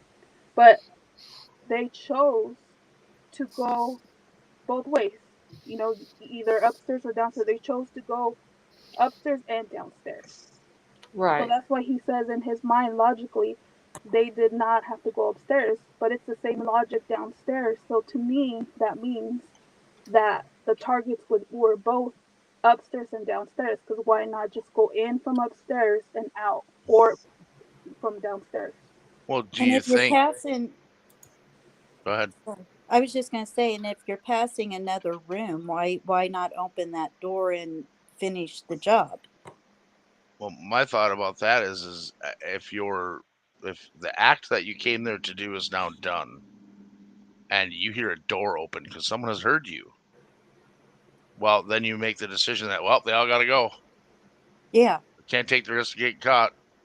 just gonna take this to the next level and just kill everybody I see. Or I he could have wanted to leave her when he saw her there. He could have wanted to leave a witness. I mean, as stupid as some of the things he's done, I mean, that's not. Yeah, it's definitely not out of the realm of possibility. That's a good point. Yeah, it's Yeah. like That was one of his other big mistakes, leaving a witness. I have another tangent of speculation. I don't know how close Kaylee was with their father, but my daughter, and she used to tell me everything, and I knew who friends was doing what and this and that and everything else. And why would he say that they didn't have to go upstairs unless he possibly knew something that was going on in that house? That's just a speculation of mine. Hmm. another speculation is that did Dylan maybe bring him home? Hmm. That I've never heard anybody throw out there. I mean, I did wonder, could whenever they come out with a whole Bethany having exculpatory evidence, I even said, could Bethany be his alibi? Yeah, I mean, so Yeah. if she brings him home and then she falls asleep and gets up, he does his thing and then comes back and she opens the door and sees him and he's like, well, she ain't gonna say nothing, because I was with her, that could be a reason. Or maybe God, she, this case or is. maybe, or maybe she called him to come over because his car's sitting outside. Remember, Yeah. we Yeah. think it's his car. Somebody could have called him and said, "Hey, come over now. Everybody's asleep." Man, this case is fucked up. It Yep. really is. True. And if you really want to know what made it harder for the prosecution, is when that tort was signed by I can't say his last name, Um. The tort. Shit. What is? Goncalves. Oh, Mr. Yeah, all Gonzalez. this. Yeah. Boy, the defense is going to have fun with that. They're going to say even they don't trust the police on this investigation. So why should you, jury? And I was watching another stream, and they were talking about, like, what is, does Mr. Gonzalez know more than what he's saying?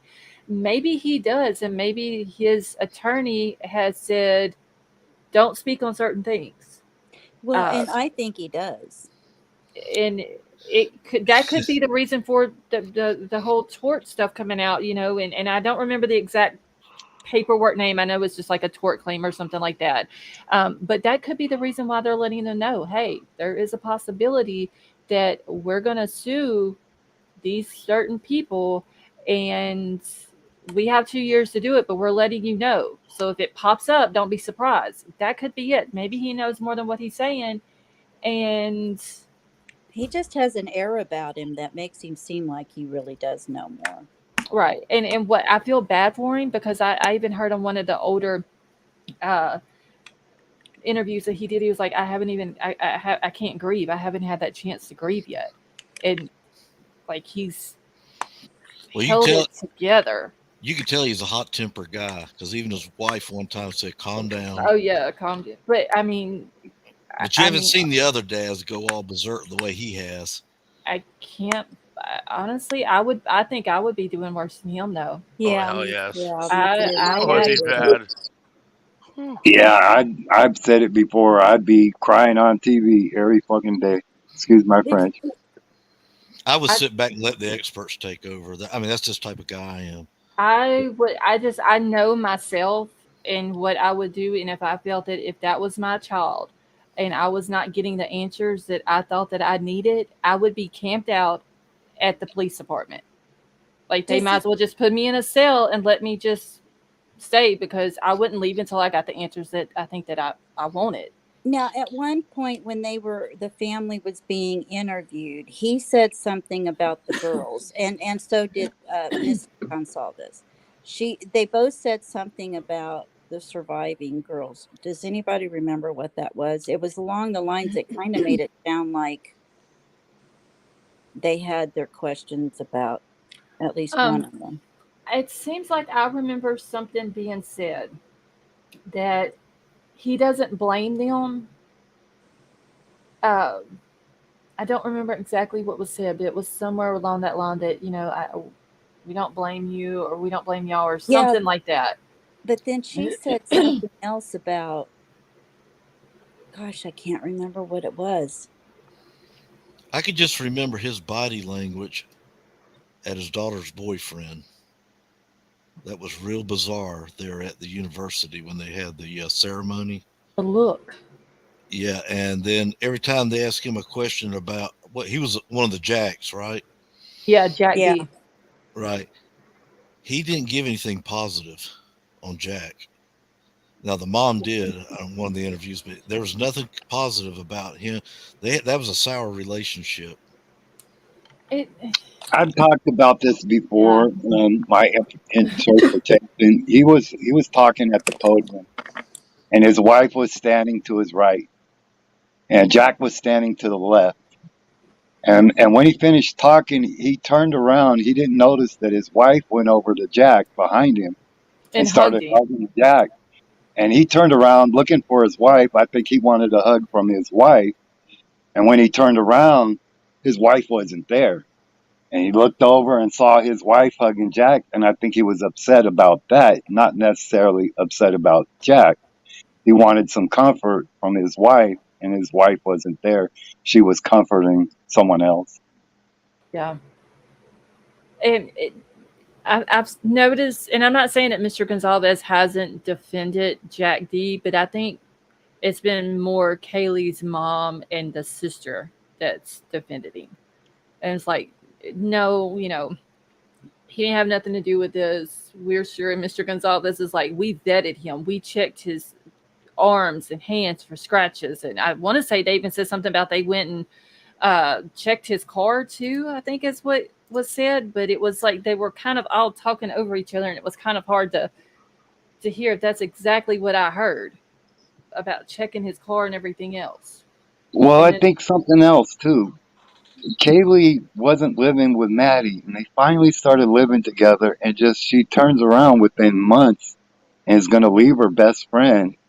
And I think there was something going on in that house that she wasn't jiving with, mm-hmm. and that's why she left. Not because, I would think I'd want to spend as much time with my best friend before I moved on.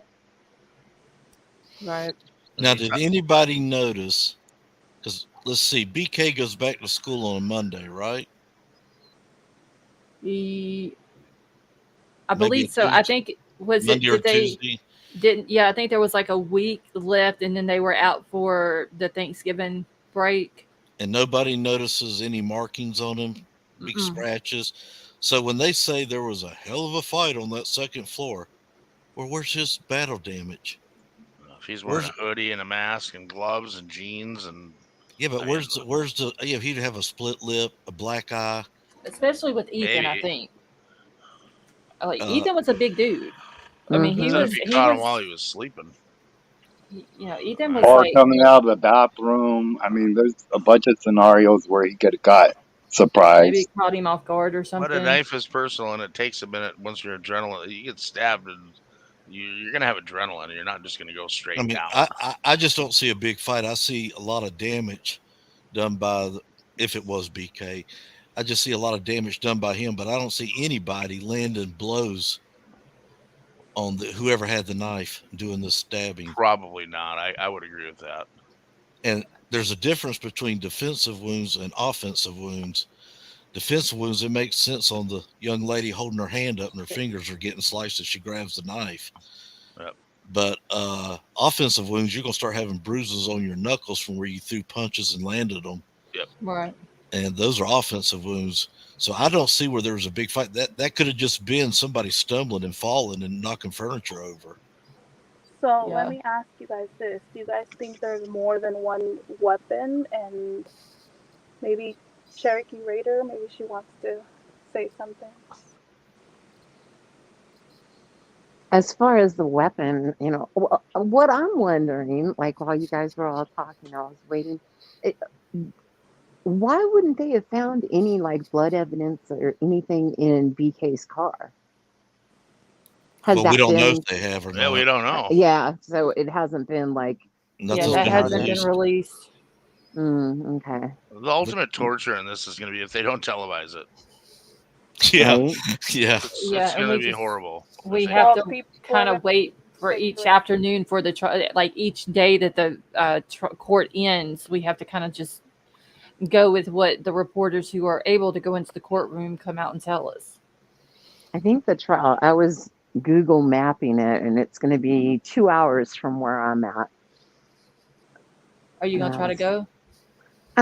I wanted to try and go to the last trial that we had here, but because of my arm, I couldn't. I was Yeah, absolutely not functioning. right. It didn't go as planned, but yeah, I'm How thinking big is about the it. courtroom there? I mean, what's the capacity holding?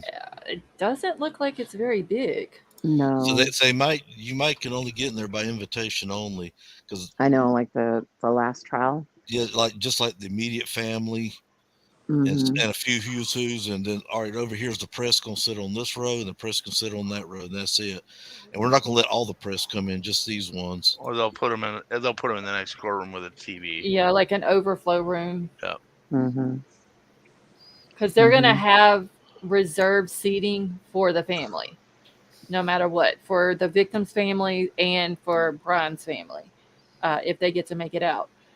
Uh, then I'm sure next would be the press, and if they do allow it to be live streamed, more than likely could be on like the Latah County's own YouTube channel, Hmm. and with They probably using won't let if they live stream it. They won't let any press in the courtroom. They're just gonna say, "Here's your feed." possibly, I would unless think. they let someone in with a still camera, like to do still shots. Yeah, and an Um, artist. I suppose a sketch yeah, artist. because like the sketch artist in Lori Vallow's case, the press actually put their money together, I think, and paid for her to Oh, come in. And really? yeah, because if I'm not mistaken, I think it was Nate Eaton that had put that out. Because they wasn't allowing the cameras in the courtroom, they wanted to give some type of visual to the public of what was going on in there, and so they put their money together and they hired a sketch artist, and she was releasing like 3 to 4 sketches a day, each day that uh, court went on.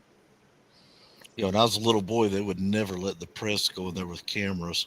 And they always No. had the sketch artist. Yep. And then Right. while they were showing that sketch art, there was a reporter reporting what went on during the trial. And he only gave that few points of highlights. What interested him, not the you didn't Right. get the entire case. Well, we're living in such a information hungry age now that if they didn't give daily information, the public outcry would just be deafening. They have to give up something every Well, day. it's all right. Yeah.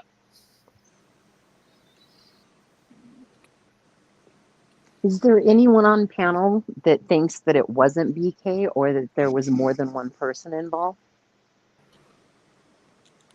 I think if the DNA evidence is real, it was him. That's where I'm at with it.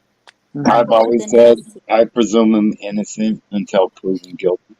I do too, but if nothing else, that attitude that he has in court is very telling. I think he did it. He might have had an accomplice like a getaway driver driving Mhm. around to pick him up somewhere else, maybe. But think about it, this guy didn't make friends real easy.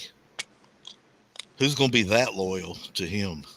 I Unless, don't think he would have trusted anybody. There was well, quite a few people that came out that knew him and were friends with him and went running with him and all sorts of things. yeah, but I'm talking about this is, and that's probably true. We probably just don't know about the ones who are really close to him. But who's going to be that close? Hey, I need you to drive me over to. Unless he can lie now, he could do this. I need you to drive me over to Idaho. I'm going to To go this pick up girl's drug. house. Yeah, we're going to go to this Yeah. girl's house, and I'll bring one out for you. And you're gonna like these hot blondes, and we're gonna get some dope. Kind of So, manipulated yeah, somebody. yeah, yeah, yeah. Yeah. Yeah. That's a If so, don't possibility. you think they would have come forward by now? Not if he gets back in the car and he's got a knife in his hand and possibly blood on Right. his face, and they're like, "Dude, what the hell just went on in the house?" And And don't forget, he owned a 40 S&W pistol. that too, and yeah, so they probably are like, if there is someone else involved, and I still, until it is proven that there was nobody else driving that car, I still think somebody else was driving the car and they dropped him off. But that's just my opinion. And they could be like, I don't want nothing to do with this. Like, this isn't what you told me you were coming here to do, and stuff like that. And maybe they're just scared to death to come forward. I don't see him trusting anybody with this information except possibly his dad. Well, Lady V, you would know most SKs are loners, right? They don't. Yeah, I mean, they I don't seen a trust couple anybody. places where there was two guys doing it, where they pick up a What was girl. that? Tree Frog and Charles E. The guys out what California, I think it was, or The Boston Stranglers. well, yeah, I remember Boston Strangler, but Yeah, you know, that's what I'm talking about. Tree Frog and Charles E. from Right, California. They yeah, were making tapes and right, sex slaves, and right. you know, yeah. I mean, it's not unheard of, but I mean, I can only think of maybe like 3 times that I can think of, maybe. because when I think of BTK acted alone, uh, the Green River acted alone, Danny Rolling acted alone, Bundy acted alone. Richard Ramirez. Gacy alone. Yeah. I mean, the list goes Dahmer on. alone. Dahmer alone. Uh, all those ones on Copycat, that movie. Remember that one? All those guys were alone when they acted. Right.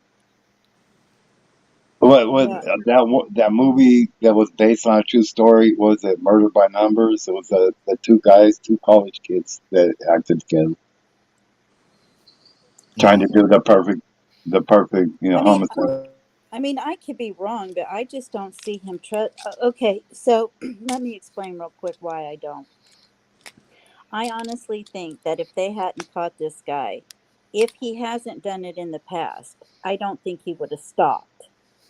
And his fascination with SKs and all of that, I just think either he is or he was going to continue and that's what he was going to turn into. And my thinking behind that is I don't think he would have trusted anybody.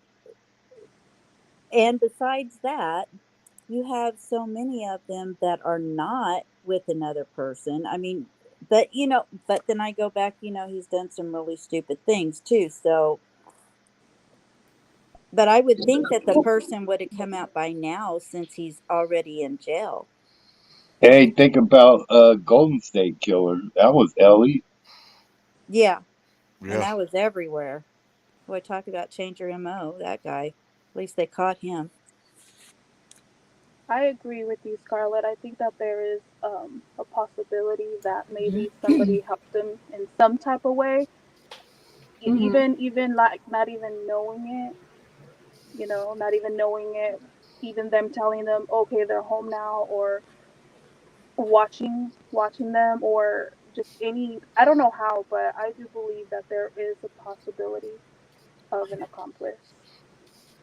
And Troll just brought this up whenever I mentioned like maybe they haven't come forward because they don't want to be involved in it. But how do we know that they had? If there is someone else involved in it, how do we know that they haven't came forward and maybe gave Brian's name up? Yeah, Could that be a possibility? yeah. Yeah, it could. Because it's I all just of a think sudden they boom. There's Brian Kohberger. the way my mind works is accomplices are liabilities, and that just means you have to have another victim. The Yeah, accomplice. yeah. Usually when someone, I, I think what I don't think they would want to have an accomplice, even though I still think somebody else was driving the car. But it seems like somebody who wants to become an SK or becomes one that they don't want an accomplice because it's like you're saying it's a liability and there's always that chance and you're already paranoid to a point. Well, if you haven't accomplished, you're kind of a little bit more paranoid because you're always thinking, are they going to tell me, uh, and all this and that, and you're constantly like, dude, what are you doing, where are you at, are you, and it can cause a lot of friction and cause the person to go rat you Exactly. out. Exactly. But I still think somebody else was driving that car. I just don't think that a man who's been there in that Why area do you around think that that? house, because if he's been in that area 12 times like they're claiming, at close to that house stalking these girls, he would know where to drive. And Where was his sicko sister? oh, they were back in Pennsylvania. She was in Big, Pennsylvania. Yeah, big Al. but I Well, even she's a had wacko, right? I She mean, is. Sorry, That's why I that made me giggled. laugh. She is. and if I'm Big, gonna trust somebody, let me tell you, it's gonna be my sister before it's some asshole off the street. Big Yeah. Al, you're a brother. I love you to death. I mean, I'm just saying, it just doesn't. I agree with Scarlett. It makes sense that someone was driving the car. I agree with Lauren in the chat saying that's a lot of work to kill that many people in that amount of time with a knife if you've never done it before. Right. The first cut, you're going to literally go into shock. You have just sliced another human. right. But how do we know he hasn't done it before? Well, we don't. It's a good Or that point. he had another weapon to subdue them first. For example, I don't even want to say the word, but Chloroform? no, Could, strangulation oh, or okay. chloroform. I mean, you never know, but Right. something. Well, that would have taken longer if we were talking about strangulation. But we That would really take even don't know longer. how long it took. No, we don't. I broke And it we really down. don't know when it happened. That's speculation as well. I broke it. Chloroform would leave residue, and they would have that evidence. I broke it down to about 3 to 4 minutes per person. Now, I And could see his that if they adrenaline's were all going. four asleep. Like if they were all four asleep, I could see 3 to 4 minutes per person. Yeah. But they're claiming that at least one of the victims had defensive wounds on them. Well, it So there sounds was a like fight Vanna thought somewhere. that.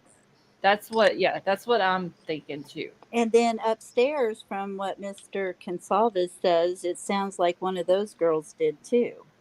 Probably Kaylee.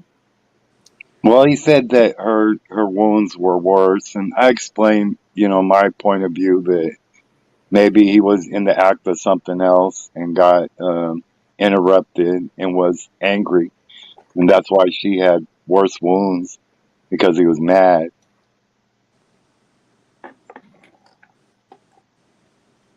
I So you just think can't. he might have went into a rage and it just got worse? I think so. I think he had complete bloodlust I've from said that this first like cut. so many times. I believe whoever did it, it was SA in nature, and he got interrupted doing whatever was about to happen, and then trying to get out, he got interrupted again by the other two victims, and then he just beat Pete. I mean, could it be possible that he went into Maddie's room? Maybe Kaylee was in her own room, in there with Murphy, and she heard something going on in Maddie's room, and so she's like, "Oh well, like something strange noises or something," and maybe she went in there to check on her, and she walks in on what happened as it's Yeah, I had thought happening, about that. Yeah. and maybe she was like, and maybe that's when Dylan heard what she thought was Kaylee say, somebody's here. Maybe Kaylee could have said it in a loud, frightening voice. Somebody's here, like trying to get the attention of the guys downstairs. And maybe, how do we know? Maybe Ethan and Xana did hear it too. And Ethan being the man in the house, he comes out, you know, checking to see what's going on and this and that. And then Brian's coming down the stairs and runs into him. And they just kind of become like But didn't he Kaylee, calmly Matt, walk by? huh? When she saw him, wasn't he calmly walking down the hallway? Well, it sounds Yeah. like. It didn't sound She like he was like running out the door. no, it doesn't say that she saw him running out the door or anything. It just says that she sees him walking. He walks by her room, and I mean, it must have been going slow enough to the point where she's able to see bushy eyebrows, the height, and Right. the build of the body and stuff like that. And he just walks out the back, But like towards the back door. how can he go from 90 miles an hour with adrenaline and everything going that had to be going to just calmly walking out the door? I don't get that. He must have like I don't know. Like, Just was run, she? run, run, run, stop. Now I'm going to walk Because I calmly just out the like door. just Adrenaline doesn't work that way. doing what was done. The adrenaline had to be pumping really It fast. did. And it's not going to go away that quick, like Big Al said the other night. It's going to take a few minutes to calm down. Yeah, if you don't puke. Exactly. Right. Maybe Right. it was slow motion to her in the moment. Possibly. Maybe she's scared to the point where she's only focusing on this person. Everything should be moving fast though for her, not slow. If she noticed his clothes, wouldn't she notice if the person was wearing clothes? Not Mm, necessarily. I mean, she's not looking at his hands. But she said he was dressed all in black. yeah. But there's nothing So she mentioned had to if he look other than, just his eyebrows. yeah, Yeah, she but he said had it gloves was on. he was dressed in all black. He had on a black mask that covered his mouth and nose. She noticed the bushy eyebrows, between 5'10" and 6 foot tall, and what was it? Not muscular built, but athletic. Right. Well, there's one thing that I don't think I've heard anybody touch on. Last 3 years, it's not that abnormal to see someone wearing a mask. But in a house at 4:30 in the morning? It's not that abnormal. Are you kidding? I see people driving in their own Yeah, by vehicles with them themselves. still on. Yeah. By themselves. I They're just outside riding a bicycle and they're still wearing it by Yeah, themselves. I'm there's like, I so it's don't not get that that. odd. so could Those that been the reason why she didn't? But what would have scared her to the point that she was frozen? I See, suppose that's what just I'm opening trying to the door figure and out. someone's there No, at because it could have 4 in been the one of the morning. girls that brought him home. That's why I say you have to choose to either you didn't think anything was going on to you were scared. Right, Either or. right. I, maybe maybe her hearing all this noise might not have scared her because maybe she thought that it was a party going on, but when she sees this guy dressed all in black, black mask on, like he's trying to cover his face, maybe that's what scared her. Maybe at that point she realizes something bad had happened. I still don't explain the 8 hour time gap. The 8 hour thing is the elephant in the room. Right. And I mean, like I said earlier, I can get maybe 2 hours. You kind of have to process what you just saw and what you've heard, and you're kind of like trying to put it together. Okay, I heard this, I heard that.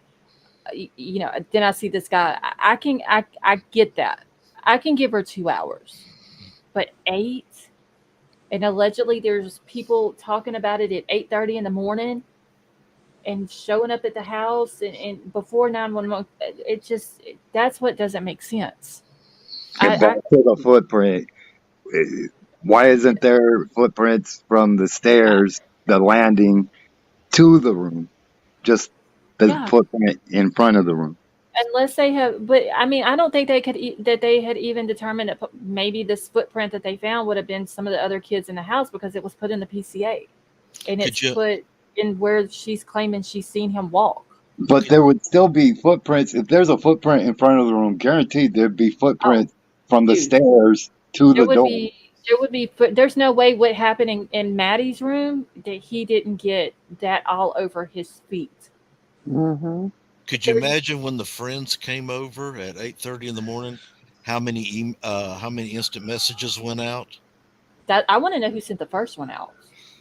Well, yeah, you got the first, and you got the. I'm sure I, you.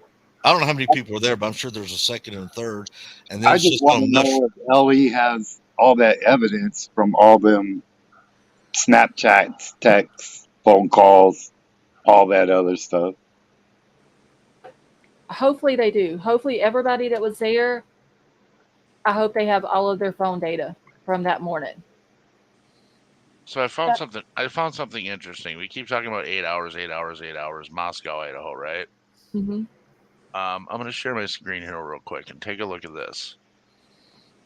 This is everywhere you can travel within 8 hours from Moscow, Idaho by vehicle. It's literally like an 8 hour shift that you go work. You can literally drive to the ocean. in 8 Hmm. hours. You can drive up into Canada. You can drive all the way down into Yellowstone. You can go to Boise. You can go to Eugene, Oregon. This whole map is where you can go in 8 hours from Moscow. 8 hours is a long effing time. Yeah. That's a long time. I mean, no matter how you look at it, look at how far you can drive from Moscow It in eight is. hours. That's That's like crazy. That's what I I'm think that saying. kind of Like, puts the 8 hour thing into perspective, I guess, a little bit is what I'm saying. and that's what Bob. That's like number one on my list to talk about tonight of things that don't make sense in this case. Like out of everything, that is number one. That and the motive. Like I want to know what the motive is. I mean, it is okay. I was saying at first I was giving her the benefit of the doubt because of what happened with one of Richard Speck's witnesses that he didn't know was there and left, and she hid under the bed for like 6 hours. Mm-hmm. And but then we go back to the question of what scared her to death that badly, or okay, so you know what I'm saying? It's like so either she's scared or she's not. It's like we keep saying it can't be both. It's got to be one or the other. So what on earth happened that scared her that badly? I mean, because it would have to take a pretty big fright to react by being frozen for 8 hours. And if not, then what the hell was she doing for that 8 hours? I just call bullshit on freezing for 8 whole hours. I don't Like see it Scarlett anymore said, maybe either. a little while, but 8 hours? Come on. I mean, Yeah, I that's mean, like I said, she's young. She's probably never experienced anything that has. But she's got a phone. I mean, She's if got a phone, and any kid pretty much knows that you can text 911 if you can't talk. or hit social media and be like, "Yo, I can't call, but something is really bad Some, happened at the house. Can somebody please call 911?" Now, is something. she a And so freshman? Something. that's She, that's that's the big difference between way back then with no social media, no hardly even a phones back then till now. You have other options that I'm sure the girl would have done had she had them available to her. So the more I think about it, the less it makes sense to me that she was frozen for that long. I just don't. yeah, it used to be you could cut a phone line on the outside of the house and that'd be that. Right, and that's what he It's did. not like that anymore. Uh-uh. Well, I think about. I've had a lot of adrenaline dumps. I've been in situations where I almost lost my life several times, Mhm. and after that adrenaline dump, sometimes I just pass out. You Yeah, know, It and Pass wears out, you out. throw up. Yeah. yeah, I could see that. The But other then thing that why has call me, the friends and not call police? yeah, Why That didn't if there was people there at 8:30 and or people, let's say they were there at 10:30, but there was people knowing about it at 8:30, why the hell didn't none of them call 911? It Like doesn't make sense. I don't. None of it makes sense. And I And mean, I can understand why some people are thinking there's,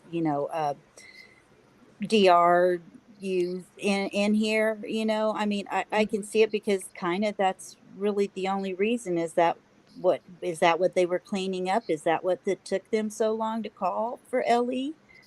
I mean, I can see people saying I don't believe that because I don't see the kids that way partying, yeah, but hardcore, I don't see that with these kids. But I can see where people are speculating that. Lawrence said they're trying to get their story straight. Well, well, why is What there that's got to be a story? story? What story? I mean, people maybe trying to they. I cover. mean, if that is true, was Dylan and Bethany trying to get a story together because they didn't want to be accused of doing it because they were the two survivors in the house? Wouldn't it be better just to say that you survived than to try to come up with some cover story or clean up or something? I mean, that's just making yourself look damned Look right there. worse. well, Yeah. Yeah, also they could have been afraid that they might be the next target. possibly. and what time did he show up, BK, that morning? 9. He left his house at 9 o'clock, and he was back at his house at 9:32. I believe. Let me see if I can find that. in the Because PCA. he drives right by 1122 King Street, right? Yeah, you can see his Yeah. car. And then there's a car that might be his that drives behind it. Mm-hmm. Well, let me see if I can find the exact time. I want to say he leaves his house at 9 o'clock and gets back to his house at 9:32. I just got to find it in the So he can PCA. make it to Moscow and back in 32 minutes? Yeah, it's only Like, 9 miles. Oh, yeah, it's it's only like 9 10 miles? miles. Yeah, Okay. it's just one road from Pullman to Moscow. And he brought his phone again. Yeah, That's This guy's a correct. dumb ass nerd. and this time he didn't cut it off. He let the cell towers pick it up. If it was And him, he's a dumbass nerd. He He didn't didn't go watch on Edward eBay. Snowden. He didn't go on eBay and get himself a GPS and a cell jammer because everybody's phone should be dropping at the same time. He should have been flipping a button on his way in the house. Bang! Everybody's phone's shut off. They can't make a call in or out. Everything's just dead. Do your thing and leave. Or have a burner. Or, well, I mean, if you don't want people to call for help, you got to take away their ability to call for help. I mean, I hate to yeah, start thinking like a criminal again and have everybody think I'm some kind of creepy weirdo, but I mean, I'm the guy that's in a Tyvek suit with my black hoodie and my black jeans and my black mask on. So there's no That's chance of me. any DNA getting out. And a burner phone that Uh, somebody else bought for yeah, me. burner phone in my car and a GPS and a cell jammer going in. I'm God, certainly not bringing the sheath in, and I'm I certainly not hate leaving it behind. I hate when my clock goes off. I was like, you tell him, Big Al, because I'd be the same way. It's like, have you never watched Dexter? I've never watched that show. I haven't either. You can't tell me he never saw it with that kind of. Oh, he's probably watched it. Yeah. Okay. Wait, where's it at? And Okay, the right. gloves that you can buy that you won't cut yourself. Or Right. American Psycho. I mean, All right. So further review indicated that the 8458, which is Brian's phone, utilized cellular resources on November the 13th at 2022 that are consistent with the 8458 phone leaving the area of Kohberger's residence at approximately 9 a.m. traveling to Moscow, Idaho. Specifically, the 8458 phone utilized cellular resources that would provide coverage to the King Road residence between 9:12 and 9:21. The 8458 phone next utilized cellular resources that are consistent with the 8458 phone traveling back to the area of Kohberger's residence and arriving at approximately 9:32. I So want to it know what he said to the cops when they asked him, "What were you doing between 9 and 9:30?" I want to know so bad. yeah. I want to know what cellular resources mean. It could just be a cellular tower that provides services to He, that area. he could have changed songs on Spotify. Yeah. but they say that like after that he one other time, I believe it was the next day, his phone picks up on the cell phone towers in Moscow, but they don't believe that he was in the area. That statement I don't understand. But Oh, Big Al, let me know if I'm wrong. Now that they have the car, now that they have his phone, that car has what is it called? It's not a black box, but it's a darn it, I don't know what it's called. But it'll it's an basically event recorder. no, it is event something. Uh, Event It'd be something. an event recorder, but that wouldn't have anything to do with location. No, it's called I forgot what it's called, but Like a low eventually jack thing or something. yeah, it's I think it's from 2014 and up that the cars have it. It basically will they'll be able to know where you Yeah. went. Yeah. Well, Yeah. the only other thing would be satellite radio. Yeah, I believe that came standard, like some sort of GPS system that came standard from Right. 14 on. Where the Well, 2011 to 2013, they weren't installing that as a standard option. You had to actually pay money and extra. if you paid money for it, it was DVD based. It wasn't satellite based. So they loaded maps into the navigation on there, and then you just had a GPS receiver. Well, you weren't transmitting. So basically, they have his phone, they have his car. That should, coordinate with whatever they're talking about in here now. I think they already know. Well, he's gonna have a hell of a time explaining that. I mean, Yeah. just how do you explain that? Why were you there 6 hours, 5 hours after the murders? Think he went back to get his sheath? Yeah, exactly. In broad daylight, you think he's that dumb? I mean, I don't know. He could have ordered food and went and picked it up. He didn't. It doesn't say he was at that location. It says he No, it says it was utilized consistent. cellular resources. In That my were consistent opinion, with being in front of that address. in my opinion, I think he was there because he was wondering why the hell none of the activities had begun yet. He was probably wondering, where are the cops himself? I mean, You never it's know. what, they don't get called for another 2 hours, hour and a half. Brett asked the question, can he ping from any tower at home, or does it ping to the closest tower all the time? His home is 10 miles, handshakes will tell that he was right there, right? Even if the phone shut off. It depends on the model of phone, and it depends on the carrier. There's a lot of factors. And it will ping off of the strongest tower, not necessarily the closest tower. Right. And that's based on wattage and reach of the tower. So, a lot of those that we were talking about, the towers the other night, the shorter towers are the ones that you just see around town. Those 70-meter towers, those are the giant towers with guide wires that have one flashing red light on the top to keep the airplanes from hitting them because they're so freaking tall. Those are the high-powered towers that usually carry microwave antennas as well. So I hope that answers your question. I'm still here, y'all. I'm just saying hi to everybody in chat. Sure, you're still here. I I like am. your I'm just. story. I'm just. I think we letting need to y'all check your talk. GPS. I don't think she would. I don't think Put she'd it in trust us airplane long mode. to leave us alone. I'm just making sure that I'm saying hi to everybody in chat. But here's the thing where it's talking about, I've got it highlighted, where it's talking about he was in the area. Well, his phone pinged November the 14th, but he wasn't in the area. And hasn't connected to any towers since then. I don't understand why they say the phone was in the area, but they don't think he was. That doesn't. Why do they think that he wasn't in the area if the phone pinged, but all these Exactly. other things they think that he was? Exactly. Yeah. Did And somebody steal his car with his phone in it? Was he in class? Yeah, was he in class when that happened? Exactly. Yeah, good point. Did he have an ironclad alibi for when that was happening? Okay, so I know that he went to the doctor like right after the murders happened. Does anybody know the exact date that he went to the doctor? Because I'm wondering if maybe it might have been on the 14th that he went to the doctor, and so they knew that that's where he went, and might have just picked up, and they knew that he wasn't in Moscow at the time.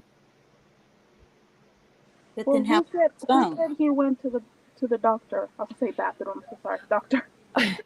It had came out that he had went to the doctor, and I want to say that it had to do with something with the college, like they have to get I don't know if it's physicals or exams or something like that. I forgot exactly what it was that he went for, but allegedly the nurse and the doctor that seen him was bragging about how polite, nice, and all this that he was, and that they didn't see any I don't believe scratches that or nothing like that. I don't believe that because that would be a HIPAA violation. I don't know. I mean, it could be, but I don't know. I agree. They would. I could see them saying to something, to the DAs or the detectives, but that information would stop there. Well, that came from a source. Now he also got. Is that like the Daily Mirror or whatever? He also did get his hair cut, and there was a phone call that was played of Bryan. I believe the woman who cuts his hair is the one that played it. It was a voicemail from him asking if she could cut his hair, whatever. And there was even an interview with the lady that. Okay, well, she sucks because hair. if she's not trimming those caterpillars on his forehead, she's not doing a very good job. And Just saying. allegedly, she was the one that had been cutting his hair since June of 2022. And after the murders, she cut his hair. Okay, somebody's got to say it. Just one of us is wondering it too. Somebody else is wondering the same thing. Did he take his hair and put it in a Ziploc bag after she was done? 'Cause I'm dying to know. Possibly. How good would that be? Excuse me, I got to sweep up my. Well, he puts his trash in Here, here. Ziploc bags and puts them in the neighbor's Yeah. garbage. So, I mean, this guy's I mean, freaking weirdo. it was said that he was wearing gloves to like grocery stores after the murders happened and all this Yeah. stuff. Maybe he did. Maybe he was like, "Yo, I need my hair. I don't want to leave it here." I How would many have had stories? whistles going off everywhere. How many stories are there about FBI guys following somebody to get their DNA? Yeah. You hear about it all the Well, time. They if that follow the was guy until he so, throws his McDonald's cup away and they scoop up his straw. if that was so with the hair, wouldn't that hairstylist that gave that information say he acted weird? He had me sweep up the hair and put it in a bag, yada Yeah. yada yada. Scarlett, you were asking about the doctor's appointment.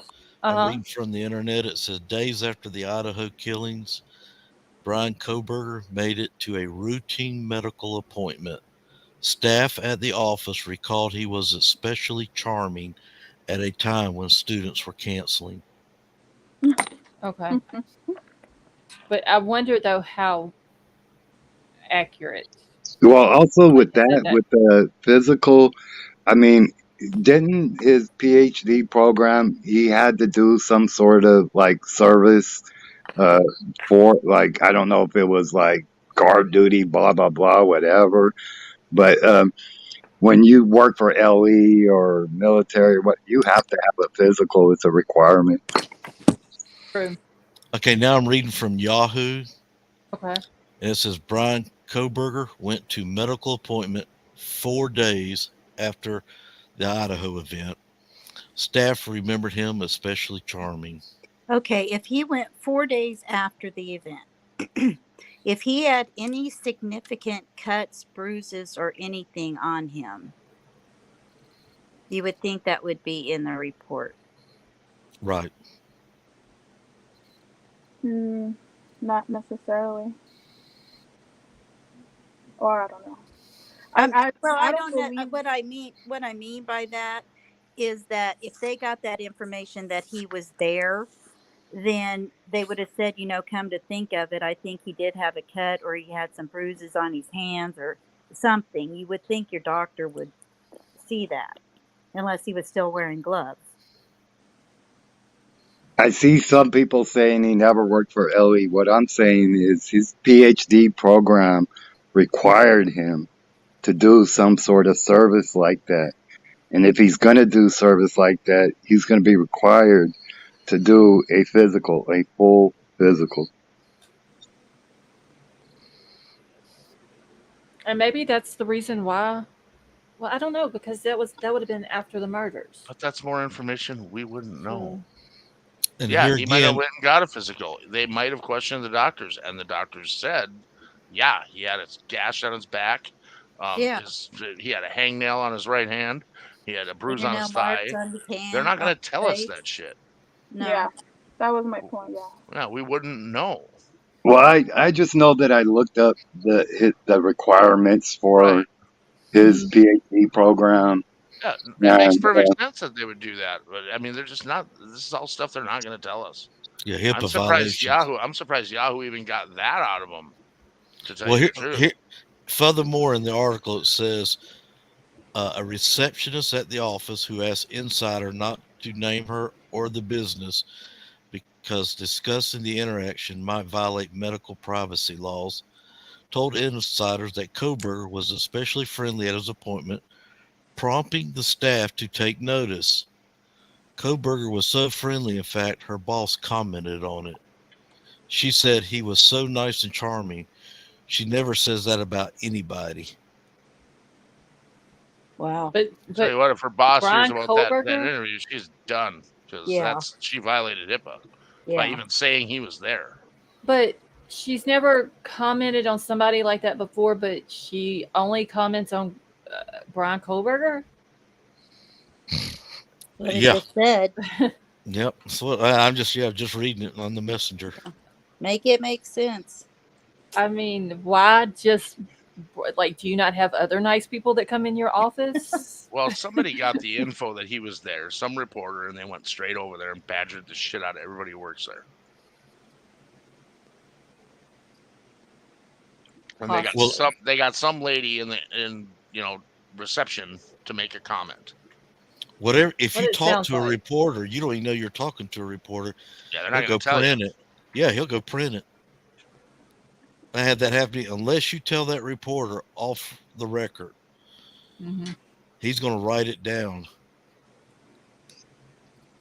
And to me, that reporter that reported that story that you just read, they're violating HIPAA as well.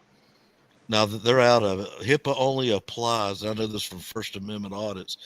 It only applies to the medical folks and the insurance people. Their communications with the patient.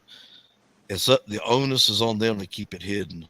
If it gets out in the public, it's not the public's fault or anybody who discovers it. But it's the medical people only. We have guys who go into VA hospitals and they will videotape a screen. It's got medical records on it. They'll go look through a window because you cannot violate their First Amendment right of freedom of the press. Anything I can see from public, my eyes cannot trespass. So if I'm standing on public ground, and that's public, a VA hospital, the onus is on them to protect the records. Actually, I think a VA hospital is government property. Right. That makes it public. That makes it public. Right. Post office, public. Well, public, I agree. I agree with you on a post office. I agree with you on a library. I agree with you on a police station. But the VA, I don't know. That seems to be a little bit of a touchy area for me. Watch the First It's a Amendment government installation. Watch the First Amendment audits. Oh, I have. I watch a bunch of them. But Yeah, they go into courthouse. Yeah, they came right in the VA right here in my hometown, and they won their case. I do know that a lot of these guys that are out there now got these super zoom cameras, and they grab shit right through the window and put it on the internet, and there's nothing anybody can do about it. Right. Well, they do the same thing with LE. They look in the police cars at their computers, and if they're flipped up and the information's there, it's it's legal to film it. Yeah, it's fair game. Right. I mean, even if it's not medical, like where I work for, it's a government office. And if somebody comes in and they ask me about somebody, I can't even say that they work there. Nothing at all. No information whatsoever, unless they have a warrant or anything of that kind. I can't. If somebody says, "Oh, I'm trying to get this to so and so," I can't even say anything. Like it's their privacy. So that's why, even especially with medical stuff, that's even worse. If they did say that. Which I have a hard time believing. More than likely, it wasn't true. At the very least, it's unethical. Yeah. More than likely, it's not even true. Yeah. That's what I lean to. If I hear sources, I don't believe it. Hey, oops, how are you? Yeah, it's more than likely not true. It's just more sources coming out, printing shit for clicks and views. We'll find out when trial comes. I know. And I pray if we ever get to see it. Yeah, if we get to see, I was just gonna say that. If we get, I got a feeling it's gonna get pushed back again. I think so too. Probably. Because why is the defense all of a sudden wanting the prosecution wanting the alibi? I think that's they want to see the game book, how this lawyer is going to attack. I would think that was probably standard procedure, though, right? Well, Kohberger has the right to remain silent. You don't have to give an alibi. Right. They can right now say there is no alibi. Then all of a sudden, 5 minutes before the trial, here's my alibi. Yeah, all the rules are in the defense's. He's got more arrows in his quills than the prosecution will have. The burden is on the prosecution. and it's a tough one. But that's why in all these cities, the prosecution gets more funds than the defense, the public defender's office, because prosecution has to go up against everybody. Yeah, Right. they're the ones Defense that doesn't have to have to prove sift through the anything. evidence. Right. Yeah, And it's what is it? They have the burden. The prosecution has the burden right. of proof. But also the public defender only has to defend indigents. They Right. don't defend everybody. Prosecution, they got to go up against the paid lawyers, the top lawyers, the mediocre lawyers, and the public defender. I don't understand what you just said. You said that the other night too, Riddler. You said that only indigents get. Public defenders, right? What do you That's mean by that? okay. Indigent, you're living below the standard of living. Right. Okay, I got you. You're supposed to, and Big Al and I, we were talking about the other night. I've seen it plenty of times. You go to court and the judge goes, "You got a job?" And you say, "No." Yeah. You own jewelry? Yeah, you're right. You're You right. got Sell it. you got a bass boat? Not anymore. Yeah, you Yeah. got big screen TV?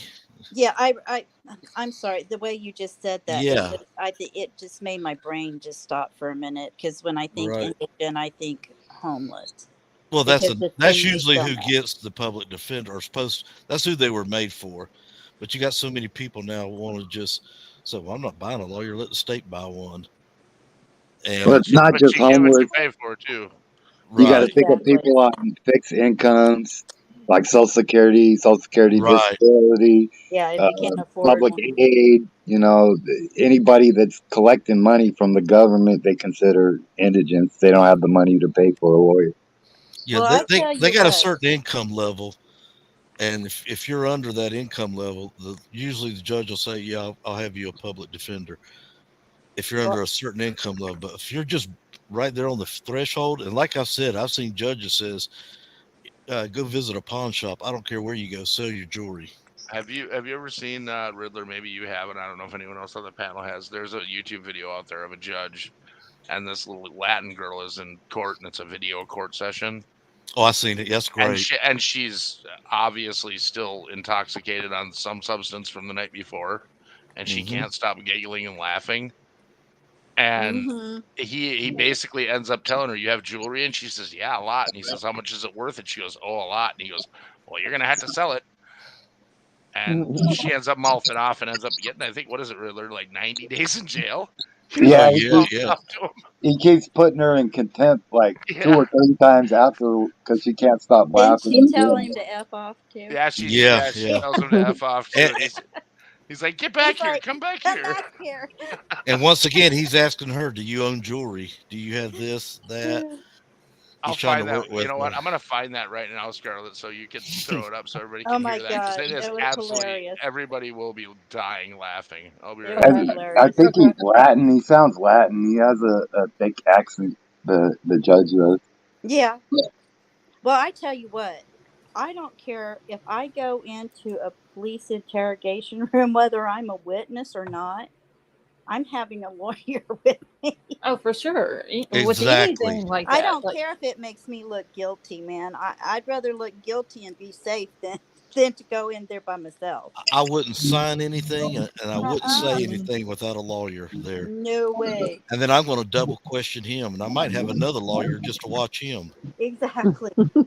I'm like, there's I no had to way. identify a guy that did vehicular manslaughter. He came into my store and he stole a pack of gum. Before he stole a pack of gum, he told me he just hit somebody, and then oh wow. he left the store.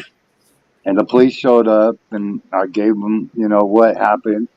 And later on that evening, the police came back and they picked me up and they took me around to the back of the store and had the guy in the police vehicle and had me identify him. And I told him I couldn't identify him with 100% because he was wearing a suit. He looked all nice when he came in, and when they had found him, he was all disheveled.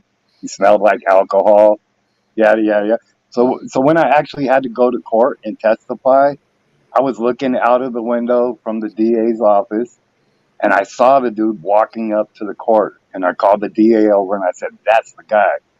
I know for sure because he was dressed in a suit, all nice and pretty." And he said, "Well, that's the guy that you identified." I said, "Okay," because I didn't want to give testimony unless I was Yeah, 100%. exactly. Yeah. And But after I What do you testified, he pled guilty. It was over with.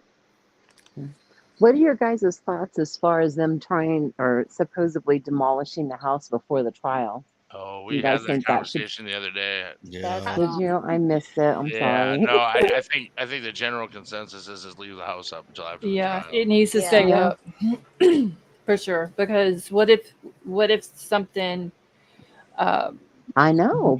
I Or mean, defense it's wants to do a absurd that walkthrough. they're thinking Yeah. about demolishing it beforehand. I mean, yeah, it doesn't make sense to me at all. But then again, nothing really does in this case. But that's one thing that I mean, in every trial that you see that's high profile case, the jurors want to go and see, you know, Yeah. Exactly. yeah. do y'all I, remember the movie The Ghost of Mr. Chicken?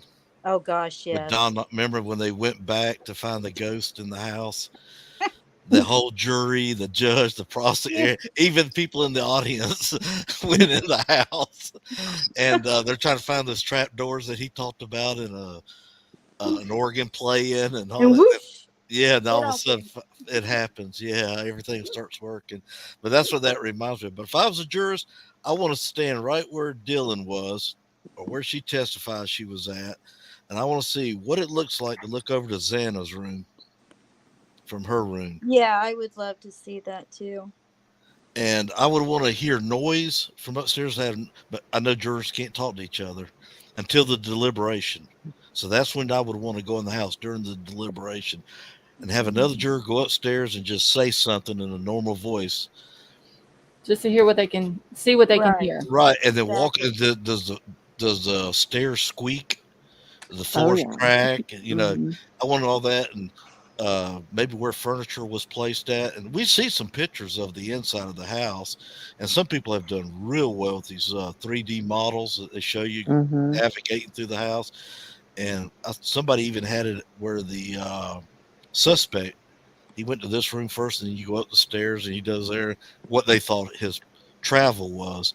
But y'all remember the handprint that was on the sliding glass door when everybody had their cameras outside? Yeah. Hmm. Hmm. I want to know whose handprint that is. And it was probably one of the females there from earlier in the day. But I would want to know whose handprint that is. And you can look at a handprint and tell if it's male or female because the way the fingers are arranged different on a male than they are a female. And by that, what I True. mean is the pointer finger on a male is shorter than the ring finger. On a female, the pointer finger is almost as tall as the ring finger. You literally got me sitting here looking at my hands now. Well, I'm Yeah, doing me it. too. What? I was I didn't know too. that. He's got about Me too. 255 people looking at their freaking hands right Lady V, now. they need nails done. That's what they're doing. They need their Yeah, nails done. exactly. Okay, Yeah. so wait, on a woman, the ring finger is almost as long as the middle finger. No, the ring No. finger is almost as long as the. No, let me back it up. The pointer finger is Is Oh, almost almost as as long as the tall ring. as the ring finger. Wait, On a Yeah. Charles, let me see male, your hand. Hold on a on. male, no. it's Hold your hand shorter. up. Put no, I put have your fingers Italian together. hands. That's Okay, funny because on my right hand, they're put your other even. one up. And on my left hand, the pointer is shorter than the ring finger. Okay, on Troll's hands, on both of his pointer and his ring finger on both hands are the same length. On whose fan? On Troll's, my husband's. Okay. Hi, Charles. You might So want to look that up, Scarlett. I don't know what it means, but now, like, okay, so my pointer finger on my left hand, which is the hand that I write with, is a little bit shorter than the ring finger. But the other hand, they're the same length. Right. And on a male, the ring finger will be taller. Now, this ain't always 100% of the time, but it's like one of those Well, 88%. no, my ring finger's taller than my pointer finger by far. He just got a bunch of messed up hands, y'all. Right. I guess I have one male hand and one female hand. Because I was literally typing in chat and he goes to talking about one finger is this and that. I'm just like stopping, looking. I know, I was too. I'm like, no, mine aren't that way. I have a question for you, Scarlett. Okay. What did you think of Ann Taylor's courtroom demeanor? Mm. She's no Nancy Grace. Honestly, I mean, she didn't look like she was. She didn't look like she was stressed or tense. No, yeah. Yeah. But I was paying more attention to Bryan than I really was her. But I asked because TikTok was not having it. There was so many comments where they were so upset that she was smiling. They were just like, "What is she smiling about?" Like she was smiling towards the families as she walked in, Makes you wonder what she's got. and right. everybody felt like, well, everybody was like, they disliked that. They were just like, all these comments were about her smiling and her demeanor and how it's disrespectful to the families. Like, what is there to be happy about, basically? I noticed that, and I noticed you kind of looked over like towards the prosecution and kind of smiled, which I just took as like a professional gesture. You know, you walk into a meeting and you kind of look at everybody and smile, being nice. Um, but and it may just be because she's used to being in a courtroom and you know, this is like her playground basically. She seemed Um, confident. She's yeah, very confident. she didn't seem tense or stressed or anything at all. No, I disagree, Big Al. I don't know. She didn't seem confident to me. she did You don't me. think so? Oh, I No. think so. I think she looked really confident, really comfortable. Maybe a little bit too confident and comfortable, in my opinion. I thought she looked, because she kept, which was annoying me for some reason, that she kept sitting down and then getting back up to talk when she was still talking to him. I was like, why not just stay up until you're done speaking? And I don't know. She didn't seem. I guess I was expecting her to be just a little bit more. Uh, I guess I don't know what the word is. Aggressive, not aggressive, but I don't know. I was expecting different, I guess. Oh, I think she's saving that. I think it was a really procedural thing, and there's really not much for them to, I guess, showboat about because it's just procedural. I mean, there's not. Well, let me ask this question: did the defense ever get to interview Bethany? I don't know. I don't know. I mean, that's something that she could be hot about because they went to a grand jury. That blocks her from having to come in. I had asked that before because it was, you know, they quashed the subpoena because she agreed to have the interview with them. So she wouldn't have to go testify at the prelim. So since prosecution took it to a grand jury, does that take that interview away from them now? Nope, they can still call her as a witness. Well, I'm talking about just the interview because she was supposed to meet with Bryan's attorneys for a sit down interview Hmm. in Reno. Well, she might not have to give an interview, but they can still call her as a witness. Yeah, but I'm wondering though if they feel if she was able to get out of that interview also because the only reason why there was going to be an interview is because she agreed to the interview if they quashed the subpoena for the prelim.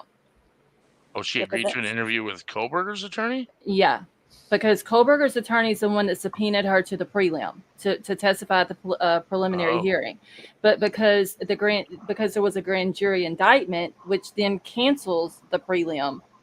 I wonder if she got out of that interview with Kohberger's attorney I guess because it that's the depends only on what the reason. timeline was. So I'm wondering if she did it before the grand jury, or if that could be one reason why they did the grand jury. Well, if I was an attorney and she agreed to it, you better believe I would be on the first flight. oh yeah. Can you get a I mean, find out I'd report want that done? interview like within 24 hours. You agreed to it, we're on our way. Yeah, Right. Thing is, when the trial happens, she's going to have to testify. She'll be Right. Right. compelled. Right. I That's So dropped just that. I pushing dropped it that down. link in the back chat, Scarlett. If you want to give okay. everybody a minute to laugh and get a little levity, yeah, it's that pretty was damn. It's funny. pretty damn funny. It It really, is. truly is. Okay. There's no music on this, right? Negative. It's a court proceeding, Okay. Let me. public record. Okay. Yeah, no, it's all her voice. Okay. Let me pull it up then real quick for everyone. If I don't exit myself out of StreamYard. All right. Morning, Soldier. You're being charged with possession of Xanax and BARS. I don't know what that is. Annex bar. All right. I understand you're eligible for hotel service. Daniel, Okay. no objection. She has no priors. She's been charged for pay with the profit. So are you working? How much money are you making a week approximately? And do you own any property of value, a house, a car, a bank account, significant amount of jewelry? Yes. What do you own? I own a lot of jewelry, all right, as well as Go ahead. a car. How much would you say your jewelry is worth? It's not a joke, you know. We're not in a club now. Okay, but it's Hey, well, you see, we are not in a club. Be serious about it. I'm serious about Oh, it. you're You being just very. made me I can laugh. see you're serious, all right. You just made me laugh. I apologize. It's all right. How much is your jewelry worth? It's worth a lot of money. Like what? Like crystals. Huh? It's worth Ma'am, money. have you had any kind of drugs in the last 24 hours? Actually, no. Actually, no. No, I'm gonna appoint you because we own a lot of substantial amounts of jewelry. You can go and sell your jewelry for a private attorney. What is the standard bond? It's gonna be no PTS. Okay, 5,000 on count one, and then the rest is the ROR.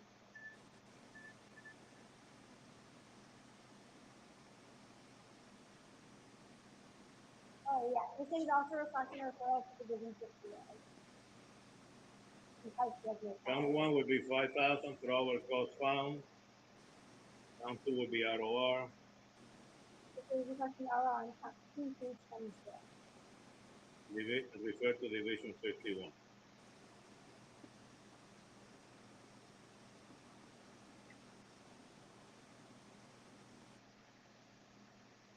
Bye-bye. Adios. Come back, ma'am. Come back. Come back. Take it again. Count one would be 10,000. Are you serious? I am serious. Adios.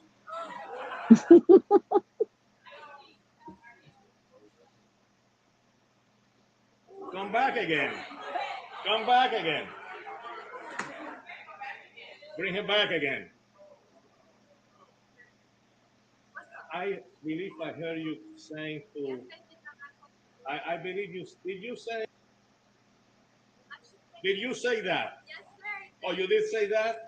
I find you in direct criminal contempt. 30 days in the county jail. This is cracks me up. I think he was getting a kick out of it too. If you can't laugh at that one, man, you got problems. That was the I first don't time I'd think ever that was seen that. the whole clip, actually, because I No, thought he called her back like more than once. yeah, Like there's like 3 after more that. times, but Yeah. it's like 7 minutes. I wanted to do the kind of shorter one. I didn't want to make everybody sit through it. It's And I hard to know hear. it was really hard to hear, and I had it up as loud as it could go, and I could barely hear it. But yeah, But she was like, "Adios." adios, and she flips him off, and like he's not gonna see her. I just, oh geez, I just the first time I saw that, I was crying. And his face is like, you really think you're going to get by with that? Oh my god, that was epic. That's the first time I've ever seen that. I figured we needed a little laugh. All this seriousness, we got to break it up once in a while. Right. Okay, I got another question. One of my 5 things, we kind of talked about all of them except for this one. In the PCA, it says that Bryan on November the 13th from 5:32 to 5:36 utilizes cellular resources to Johnson, Idaho. I want to say that possibly meant Johnson, Washington. But from 5:36 to 8:30, it says that his phone stops reporting to the network. What the hell was this dude doing for 3 hours? Getting rid of the weapon. Yep. That's what I thought too. Yep. Yeah, That's the why I weapon, the think he put clothes, it. the shoes, the sock, Yeah, anything. that's why I think he put it someplace when he went down there. I would be somewhere in the woods with some gasoline burning and all that shit. Yeah, but these guys never seem to do that. Well, they don't. I don't understand that. That's a It's just very like simple missed step a lot of times in these cases. it is. I mean, it's just like, them walking into an interrogation room and like they know they're guilty and not asking for a lawyer immediately. They think they're going to outsmart them, or I mean, really? The only one that was smart was Bundy. He was the smartest one in that courtroom, and that's because he had training in that. Well, we see where he ended up, though. Well, That's yeah, right. well, yeah, every one of them. That's The because of smart the bite ones marks. are the ones that don't get caught, and there's a few of them that haven't been caught. They Yeah, end up passing away, and they find out later after they passed away. it's scary to know how many are actually. I saw a statistic here about a year ago, saying how many are roaming around the country. SKs are roaming around the country. They don't like the public to know because we'd be scared shitless if we Oh, look did. at the national parks. Mm-hmm. They have a bunch of people missing, and they can't find evidence where they're at. Right. Don't they say it's like in the teens that they think that are active SKs in the No, United I States? think it's in the 20s. I think, at least when I saw it, I think it was like 25 or something like that.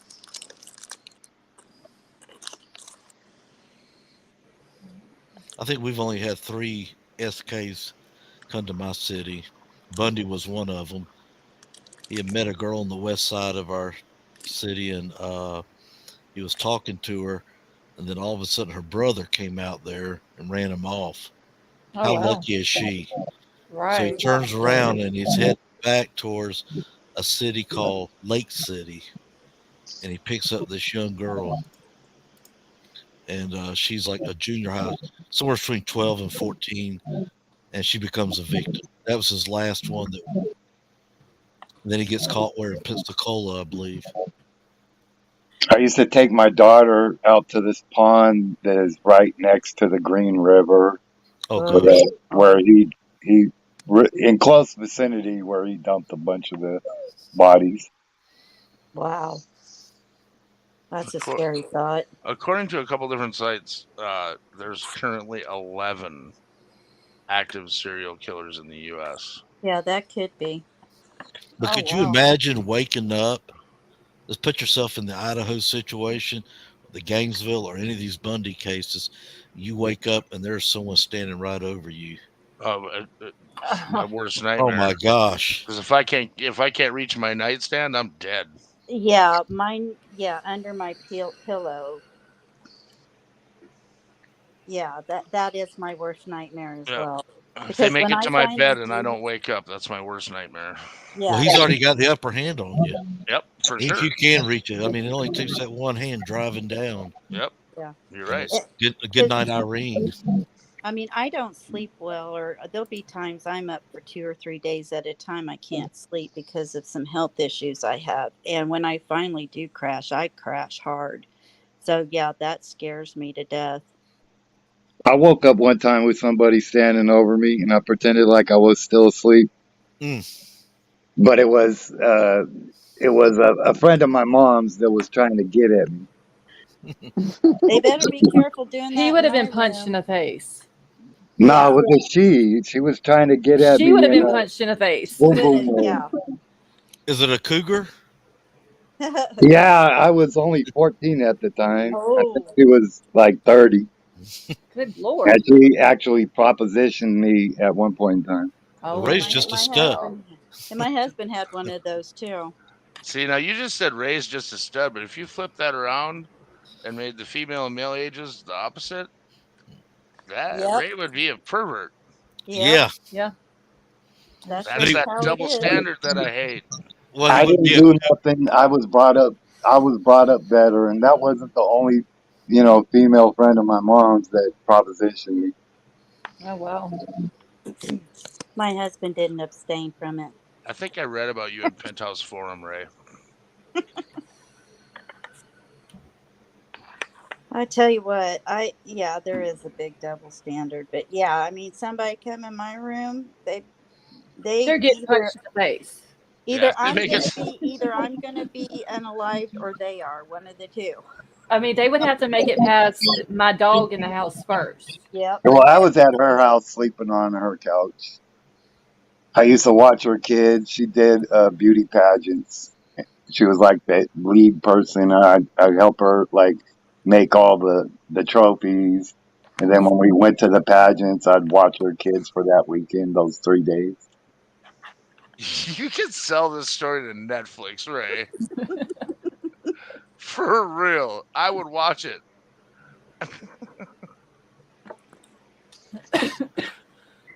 Oh You my. know, most of our homes aren't well protected, Oh no. No, they're and not.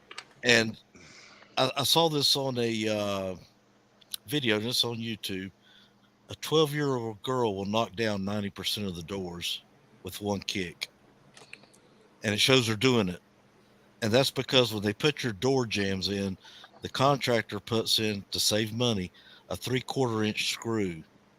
And they're saying that if you put in 3-inch screws in there, and it only costs about $4 to do this, you put about 3 or 4 of those in there, they won't be able to kick your door down. Now you can have all the deadbolts you want on that door.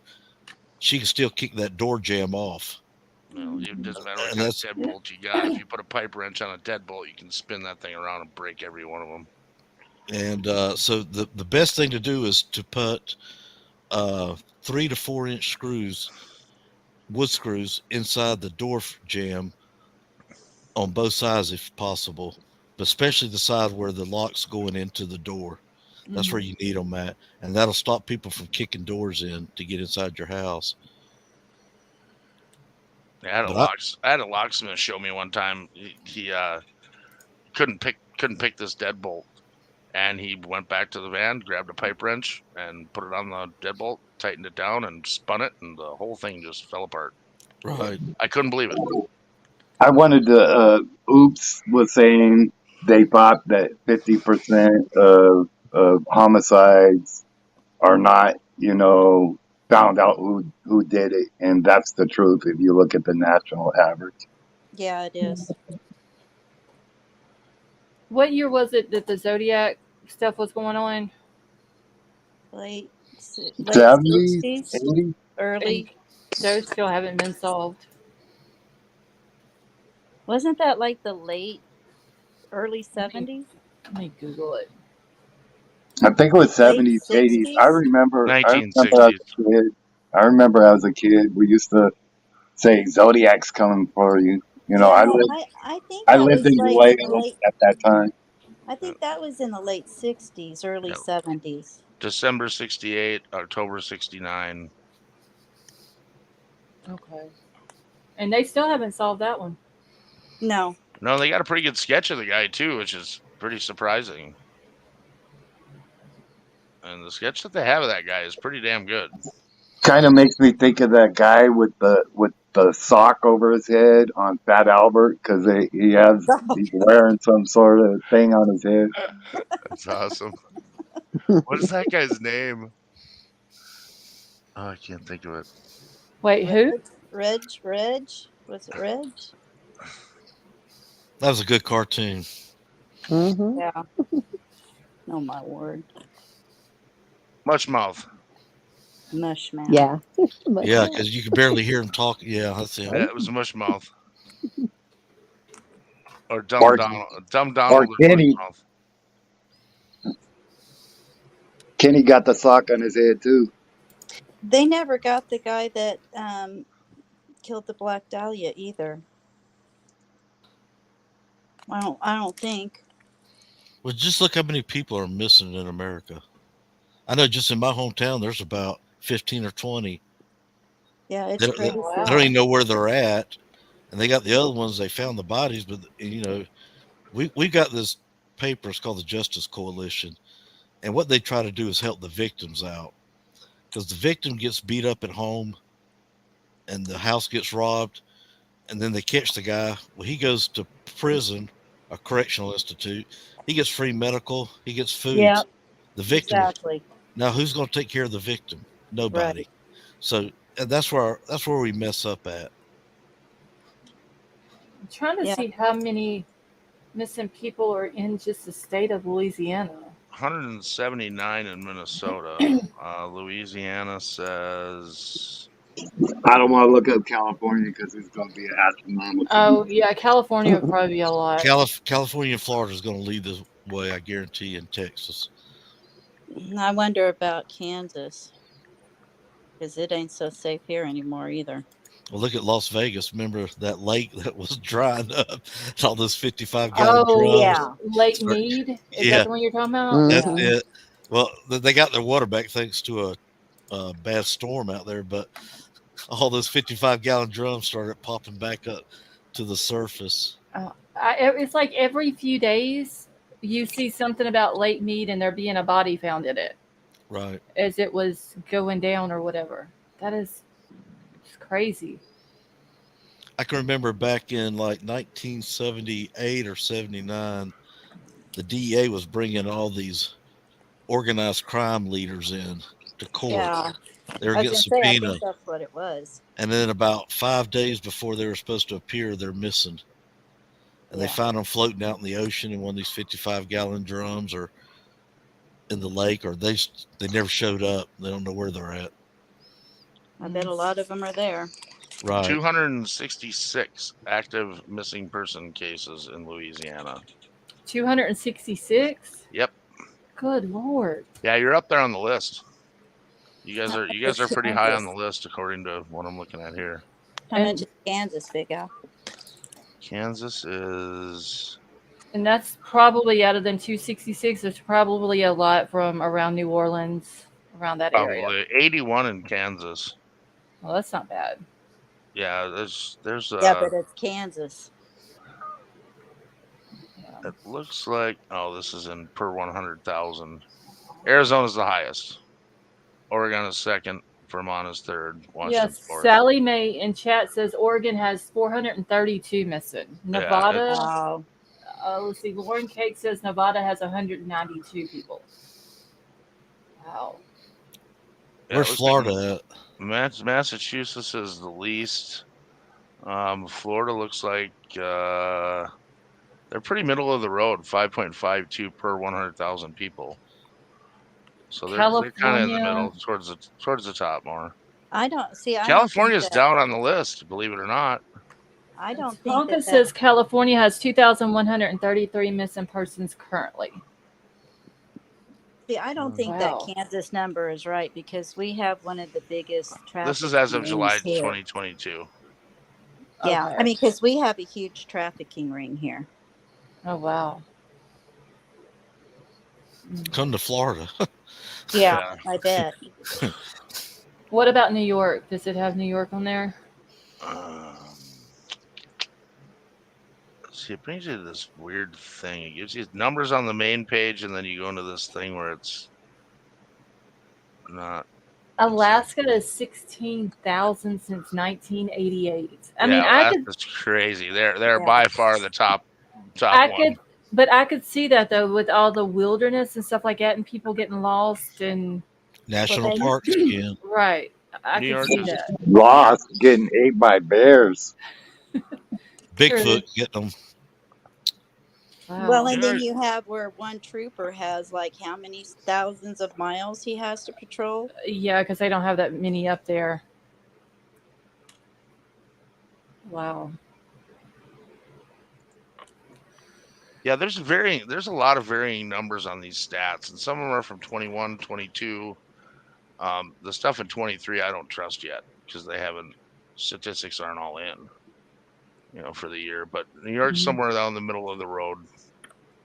And California, that number surprises me because I'm not seeing that big number Wow. on any of the 3 sites that I visited. But that doesn't mean it's not true because California is a huge state with people coming and going. I mean, Yeah. the border is basically open for California at this point. All right, guys. Mexico, I'm going to bow out. Texas. I got an early appointment. I think I'm going to change my avatar to my big toe without a toenail. Oh no! Ew. Good luck with that. Ray, is that a shepherd or a Malinois? That's a Carolina dog. That's it. the only dog that's indigenous to to North America. They came across the land bridge with the Eurasians 20,000 years ago. Oh wow. They're No actually way. considered a primitive breed, How and they big? still live in the wild in the Carolinas, Florida. They live in like swamps. How Pretty big I do they awesome. get? actually saw like a documentary on them in the wild. It was crazy. How big do they get? Like 50 pounds, 60 pounds? Yeah, about six. They're about a German Shepherd size, but they don't. Some German Shepherds get a little larger. They don't. I think she was 80 pounds at the Wow. time, and 80's a healthy dog. smartest. Some of the smartest dog I ever owned. And people would always say, "Oh, is that part German Shepherd?" I said, "No, probably German Shepherds are part Carolina dog because they're so old. German Shepherds were made by man. Yeah, they Carolina were. dogs were made by nature." Yeah, that's why they have so many health issues. Yeah, I wanted a Doberman, but see, that was made by a man. All right, guys, I love you all. Good night. All Have right. a Have good a good night. Good night. night, Ray. Good Good luck with night, your Ray. show. Okay. Well, I'm not Or doing his pedicure. is that a bulldog or Old English. Old English bulldog. Old English? Mm-hmm. My Huckleberry. I'm your My Huckleberry. Huckleberry. Yep. You know what? I my truck, it's got custom plates and they say Huckleberry, and I'm gonna get a sticker across the bed of my truck that says I'm your, and then right below it it's Huckleberry. Huckleberry. And A, usually fr- Huckleberry's got his head sticking out the window of the back cab. Oh, that's Oh, cool. yeah. a friend of mine at the He's gun being range. I always told him I'm your a Huckleberry, imitating Doc Holliday. Yeah. And so, mm-hmm. he found a sticker that says I'm your Huckleberry, and he got it for me. And I put it on Mm-hmm. the back of my pickup. That's exactly who he's named after. I'm your Huckleberry. Okay, so Sally Mae wanted me to bring up real quick about Lori Vallow. You know, she was found Mm-hmm. Mm-hmm. guilty on all of the charges. Yep. She is now asking for a new trial. Yep. Well, of course she is. Yeah, so apparently one of the jurors went and done an interview. I believe it was with Nate Eaton with East Yeah. Idaho News. And Lori's attorneys watched the interview. And because the juror said that some of the jury instructions were confusing, then Lori's attorneys come in and put all of that in the paperwork and was like, we want a new trial. Well, didn't they say they watched something or other too? Yeah, it was the interview. Yeah, she might get it. Yeah, she might. She might get it.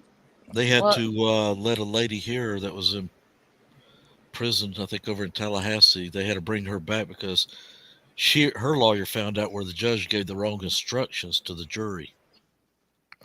So oh, they had to wow. pick up the trial from that point on. And this was one of those cases that was political. Mm-hmm. And on the second time around, found not guilty. Oh, Oh wow. Lord. First time a Mm. unanimous guilty, but it had nothing to do with the judge's instruction. Wow. Hey, Jim J, how are you? Yeah, they it so she has also been indicted on conspiracy to commit murder for Brandon Boudreaux, her niece Melanie's ex-husband that Alex had Yeah. shot at and missed him and all that. She was indicted on that as well. I'm wondering if they're going to go after Melanie too. I hope so. I do too, because I fully think that Melanie, the niece Melanie, knew what was going on with Tammy, Charles, JJ, and Tylee. Oh And yeah. I think that Melanie Gibb knew what was going on with Charles, Tammy, JJ, and Yeah, Tylee. absolutely. I totally agree with that. So I hope they get all of them. And if they don't go after the niece Melanie for the whole Brandon Boudreaux part of it, I don't see how they're not, or why they wouldn't, because she had to have had something.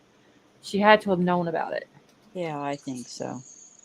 Well, I'm sorry, but all of those guys in there praying their prayers over Charles and everything while he's driving everything, Hmm. you can't tell me they didn't know what was going on. Oh, for sure. Doing what was it? The castings they called it or Yeah. whatever. Yeah. And I don't know. Just I don't see how they couldn't go after Melanie. If they can go after Lori for Charles, how come they can't go after Melanie for Brandon? Yeah.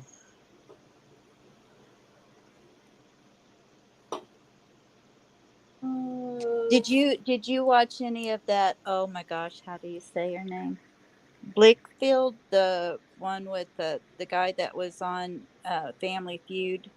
no, I didn't watch it, but I did see where he was found guilty also. Yeah. But did that, because I might have misread it, but didn't he murder his wife this past February? Yeah.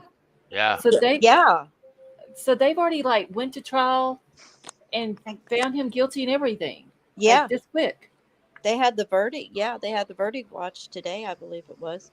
Because when I read it February of this year, I was like, surely that's got to be a typo. Maybe they meant 2022 and not No, 2023. no, they were saying that they were doing this purposely because they're trying to get caught up and, make sure that people get their speedy trial. Oh, that's Oh wow. pretty speedy. That's why Yeah. I thought I had misread it, or maybe it was a typo, because when I read like it happened in February of 2023, I'm literally like counting on my fingers like February to end of May. Yeah. That's freaking quick. Yeah, it is. They're trying to make sure that they get them through the court system faster. So, That's literally 3 months. yeah, it's insane. Oh my gosh. Scarlett the Richard had a comment in chat that you're going to want to address. Let's see. How often do I have a live panel? Usually every night, Richard, Idaho related. Usually every night for that as well. I'm busy this week. I might be available later this week or after. Wouldn't mind tossing out a few observations I made. Yeah, Richard, anytime you want to come up and I'm live, I mean, I'll open a panel up. That's fine. We don't bite much. Speak No, for yourself. it's.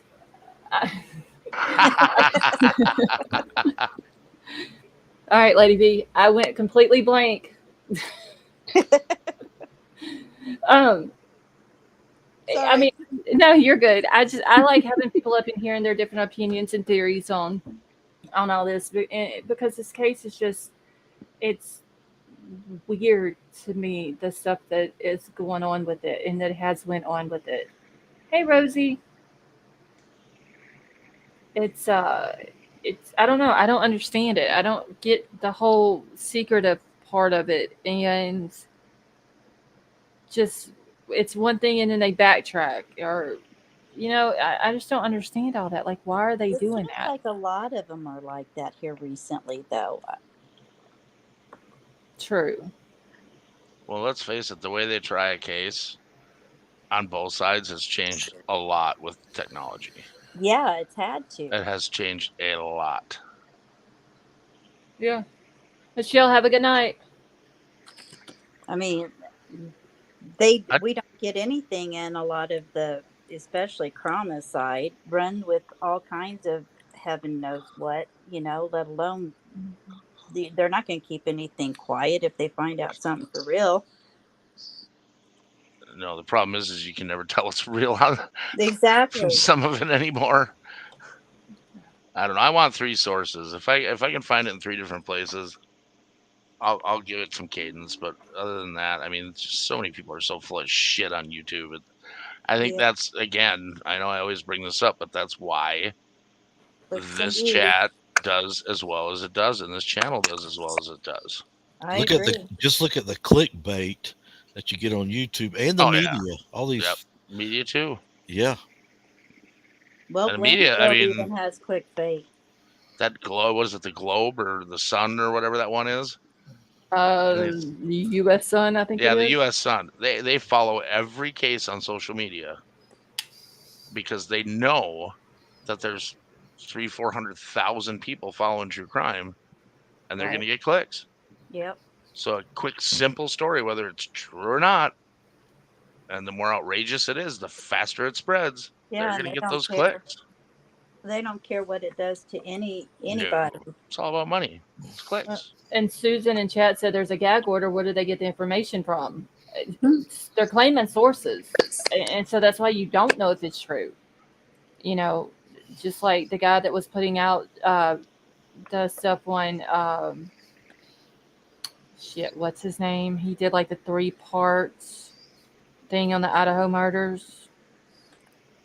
I'm waiting for a judge to pull one of these people in that are citing sources and say, well, you're either going to sit in You, jail or tell us what your source is. yeah, like you Because there's a gotta. gag order in place, so it's up to you how long you want to sit in jail. Especially if what they're putting out is actually true, because Right. the only way that somebody would know that is they would have to be close to the investigation. So there Yeah, would have to be leaks.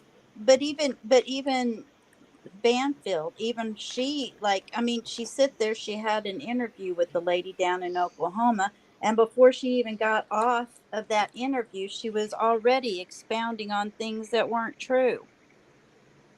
Yeah. I just Some people have no conscience. they don't. There's no morals and respect in it. Well, I It's don't just no like her. respect for the victims, and they have no conscience. I don't like her anyway. First she's on Fox, and then she's on CNN, and then she just sways back and forth. She has no conviction, in my opinion, Yeah, for the I truth. I mean sometimes she can be okay. Like now, I will watch her. I used to use a lot of News Nation stuff, and then it got where these sources and this and that. And now I've only got to where I'll play like videos if they have someone that they're interviewing, like Right. Mr. Gonzalez or something like that. Uh, Yeah, because you know, she's a necessary evil. It's just, when you can't trust it whenever she hasn't even finished the interview, it's like, are you kidding me? right, I mean, my respect went out from her, when you don't even stand on your own convictions, all it is about money. yeah. I don't know. Let's I don't get the sources with the gag order, and like if you just don't have the information, you just don't have the information. well, let's face it. Some of these YouTube people, this is all they do. And as True. much as they're here, it's got to be all they do. So they need those clicks because that's how they're paying their bills. Yeah. Right. And don't get me wrong, if that is how what they're doing, like if their YouTube is like their main source of income and they're here doing it like a job, like a 8 or 12 hour a day job, I have no problem with people making money on YouTube. But No. whenever you go and you're doing it in a disrespectful way to Mm, victims, I have an issue. Yeah, I do there you too. go.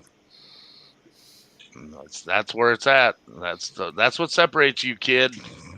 Well, thank you. Because I And I just know a like, lot of people appreciate it. I mean, you got 227 people at 2 o'clock in the morning Central Time, and right. we've kind of been bouncing around a little bit for a while, and your numbers sitting solid. So Right. Well, I mean, to me, it's just more. If I had to pick, I'm going to choose the respect side of it. yep, But not everybody, Yeah, once again, but was raised like I discuss it. was.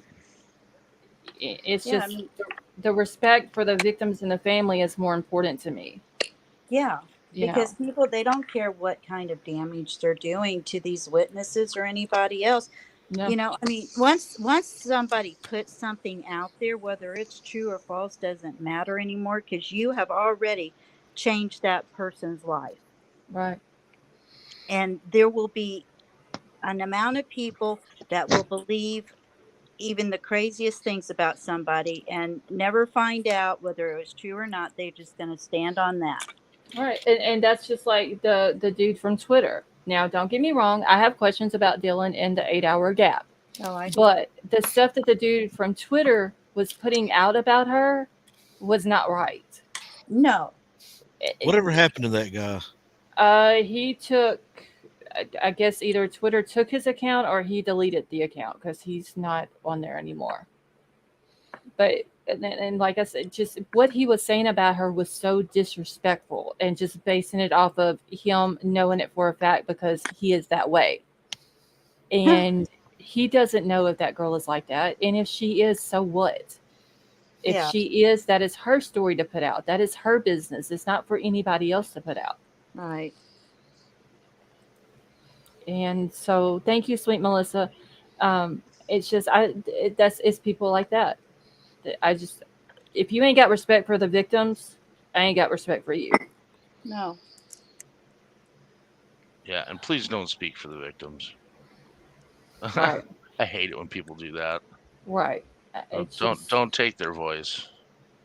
and that's what he was doing. He was putting Dylan in danger because he was saying stuff about Dylan that could have gotten her hurt, Yeah. and for no reason, If just these so people he can get him name for himself. if these people would stop and think just for a moment, well, I know some of them it wouldn't make any difference, but if most of them would stop and think just for a second, there by the grace of 5 minutes from now, that could be me. Right, And would I want everything spread around about every little bitty thing? No. that's true. But they don't look at it like that because some people think there are people who walk on this earth who think that nothing bad will ever happen to them. Oh, absolutely. Yeah. And you never know when you're going to be thrust into a situation where you completely have zero control. Right. Right. You never know. It could No. happen to anyone here tomorrow. Right. Simply as walking into a convenience store, you can end up in the middle of some crazy shit. Yeah, That I is mean, it true. could happen 5 minutes from now. Somebody come in your house, man. I mean, it's like really. I mean, That is just true. scary thoughts. Gosh, I Mhm. hope they don't, because I just finished cleaning my gun and I'd like to keep it clean for at least a day. Yeah, it's a shame though, honestly, that there's people out there that would rather rack up on money Yep. than be respectful to a victim. Yeah. I would rather sit back and wait and be right with a statement Hmm. than be first. I always felt sorry for the Kennedy family because every time November 22nd comes around, there's documentaries on History Channel, Discovery, all Yep. those channels, and they got to sit there and watch their dad. Well, I guess Caroline's the only one left now. Well, But they if got they to tell us sit the there. truth, it would stop. Well, We're not going to talk. Remember what Yeah, Scarlett yeah, said at the no beginning of the political night. chat, no No political political talk. chat. but I always felt sorry for people like them, or even Right. Bobby and Martin Luther and all Yeah, that. because it's the families of these victims, they go through enough. Right. You know, you got the whole media part of it. You've got the court part of it. You've got if they haven't called the person yet, you've got these families wondering, okay, is today the day? No. Okay. The next day comes, it's today the day. And they don't know what really happened, and they won't know until court. So they go through enough. And you would think that people would be more empathetic and they would be more respectful to that. No But empathy. No. there's We some do people. because we're of the older generation. These kids nowadays, they don't care about anything but themselves. It's very true. I don't get how someone can treat someone else like that though. Well, you said it 5 times. It's how you're raised. Well, look at when we used to have the military come over uh, for their funerals, coming back from the Middle East, and we'd have funerals. There was a certain church that would get out there and protest. Oh yeah. They Yep. would scream and yell, Yep. and he got what he deserved because this is a nation of sin. They used to do all that, and I said, "How can you do that at someone's funeral?" The no respect. Right. And I don't care who it was. I don't care if it was Ted Bundy being buried. I'm not going to go screaming and yelling while they're No, buried. still have respect for the person who was Right. deceased, no matter what. I mean, yeah, Ted Bundy got what he deserved, Sure he did. but at the same time, there has to be a certain amount of respect for anyone who was dead, to a certain degree. Just let them do what they got to do at the cemetery and put the man in the ground and be done with it. And if you want to go to hooping and hollering, whatever. But it's just I don't understand some people sometimes. I I've don't got a know. respect story for you. I was on a flight for work one time and flying in North Carolina, and we landed, and our flight was late. A lot of people are going to miss their connections because we were really late. It was a weather thing, Hmm. and they didn't open the door right away. They brought the jetway up, but they didn't open the door right away, and they brought the luggage belts up to the side Oh of the plane, Lord. and there was a soldier coming home, Hmm. and I think I was towards the front of the plane, and this guy was a couple rows ahead of me, and he was just bitching. I can't believe they're not going to open the door and let us out, just all because of this. And I'd have lost it. I'll tell Yeah. you, I didn't get a chance to because the guy between me and him in the row between us went berserk and put this Good. guy so hardcore in his place. I mean, it was he made him feel like an inch tall, You should have. Yeah. That's and the horrible. whole plane actually applauded him. And Yeah. then the pilot came on and said, "This is why we're waiting. We were the last flight for this staff sergeant or whatever it was, and we're sorry about the delay. We know you're delayed because of weather, but this is a very important thing, and we're going to wait until they do what they need to do." That's Yeah. right. I mean, and that's the way it should be. But the selfishness, you could hear it because all these people they were being inconvenienced. They were going to miss their flights. But to That me, is I was like, this is this guy's last flight. exactly. I mean, he didn't even get to have a Coke. He's literally going home to his Yep. family Oh, and the in family a was box. outside. I mean, They were there, lined up with all the workers lined up, and I mean, it was a whole thing. yeah. And this guy was It's pissed off because he was going to miss his connecting flight, and I was like, Mm. just getting ready to come out of my chair, and the guy between us just went berserk. I mean, yeah. he I would would not. have lost it because I mean, this guy's coming home in a box to his family, and Well, you're and worried about a flight. he's the reason that you're able to say something. Exactly. It's not the Yeah. I people that don't. preside over him, and it's not the people that give him the orders. It's him. I don't like people who disrespect the military. It just So pisses me off big time. Yeah, I get really mad. And if you've never, really, if, really, yeah, really mad. if you've never been to a military funeral, you won't get it. yeah. Honestly. My parents were both ex-military, and they passed away 30 days apart. Oh 6 years wow. ago, 5 years ago. And they were interned together at Fort Snelling Cemetery. Hmm. And that was probably the most intense service I've ever been. And obviously it was my parents, but it Right. was probably the most intense military service because my dad was ex-special forces. Hmm. So we didn't just get the color guard. It was a whole thing. Yeah, I don't even like listening to taps now. I can't stand it. Yeah, I hear it in my My- sleep. my I hear it in dad my was- sleep sometimes. My dad made us sad. promise we wouldn't play taps at his funeral because he couldn't stand it. My grandmother didn't want it at my grandfather's, but they said because of it being a military funeral that they had to play it when they came, and so they did that 21 gun salute and everything. And it's like I said, if you've never been when they're folding up the flag, if you've never been to one,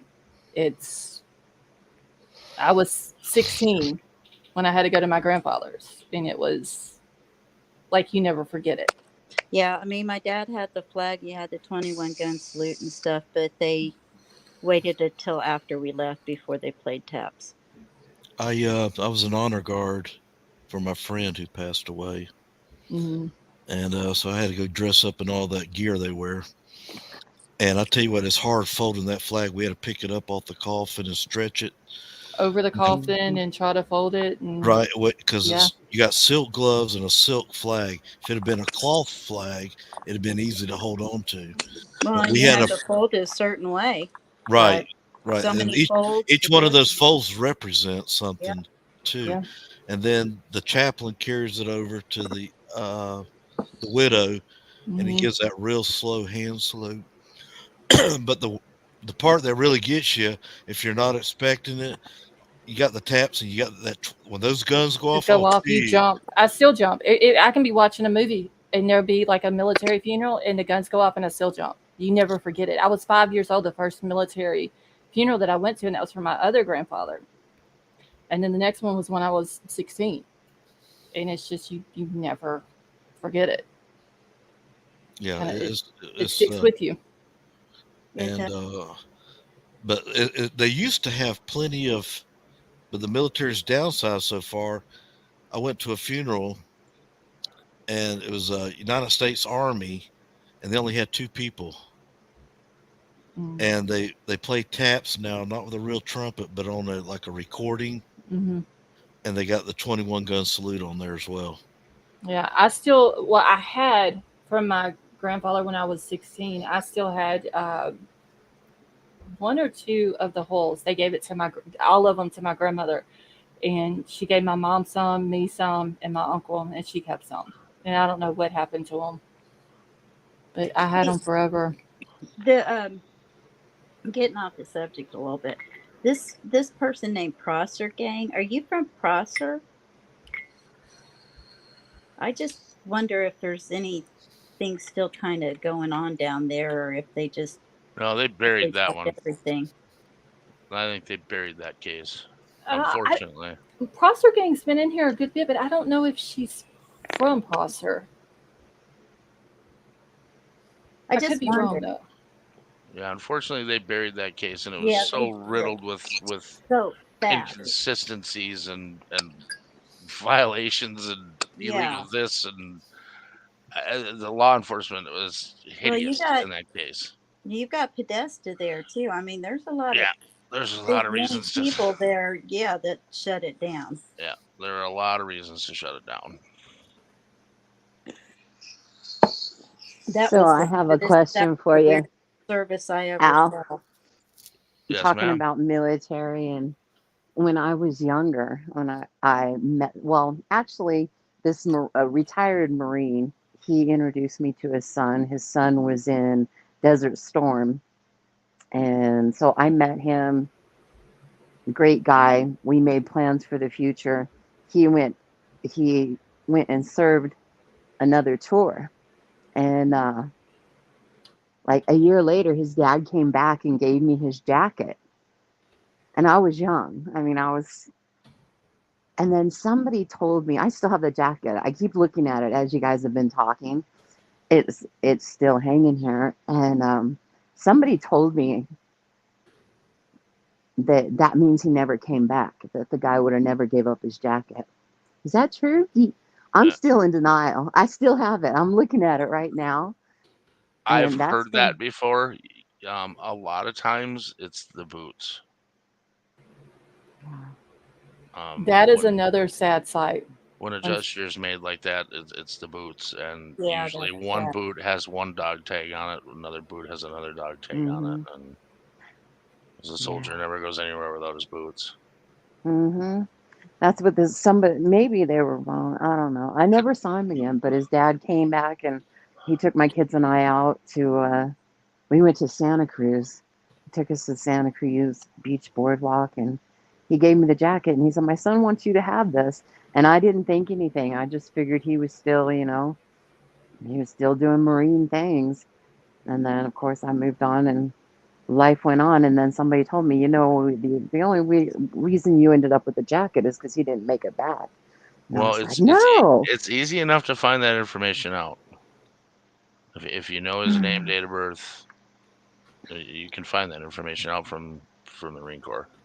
You know what's interesting is I've like, after the guy told me that, I've Googled his name, and I've tried to, because I wanted to hope, that he came back and he had a good life and everything else, and yeah, I don't know. Oh, you were just involved in an investigation. So that's why you put Prosser Gang instead. I got you.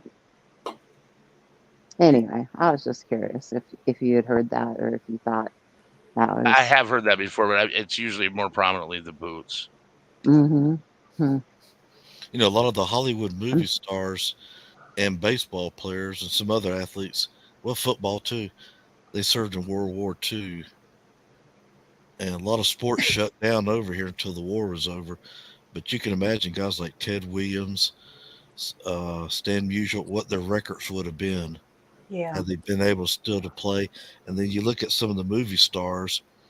Uh, some of them weren't exactly involved in the war, but they were still in the service then.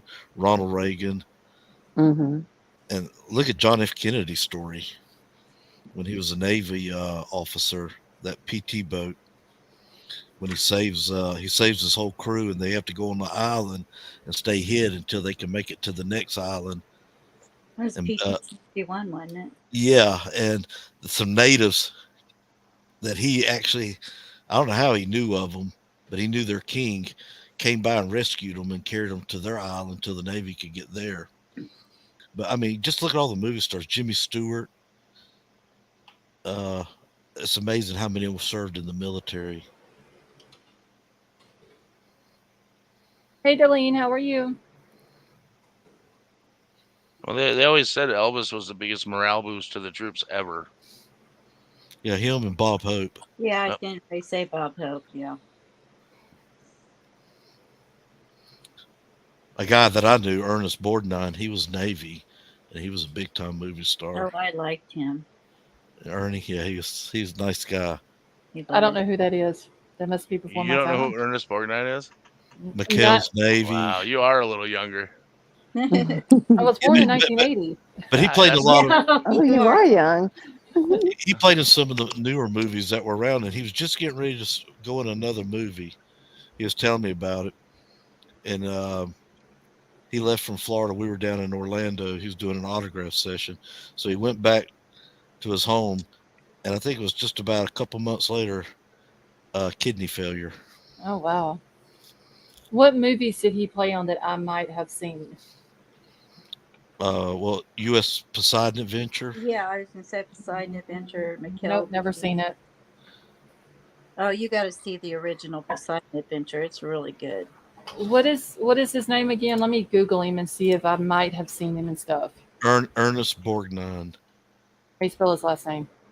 Borgnine.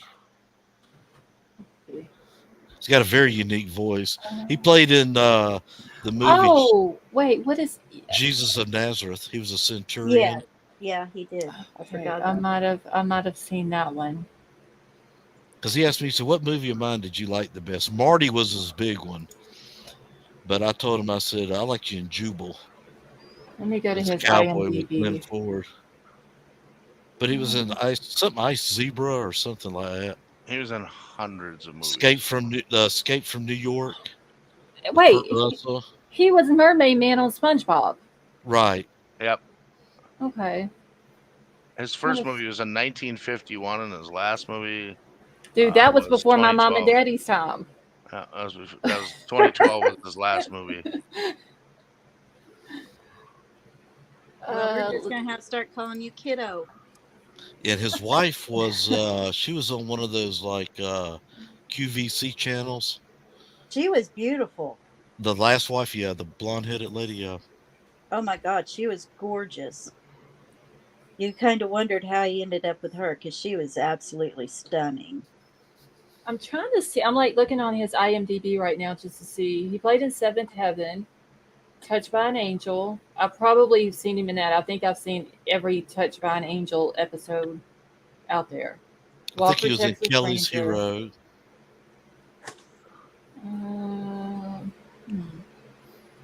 So I've probably seen him on something. I just don't know. You remember a movie called The 18? Yeah. I remember the show called The 18. Okay, the show. I'm sorry, the show called. Okay, Yes. he was in that. Okay. Let's see. Well, that theme song just went through my head, Riddler.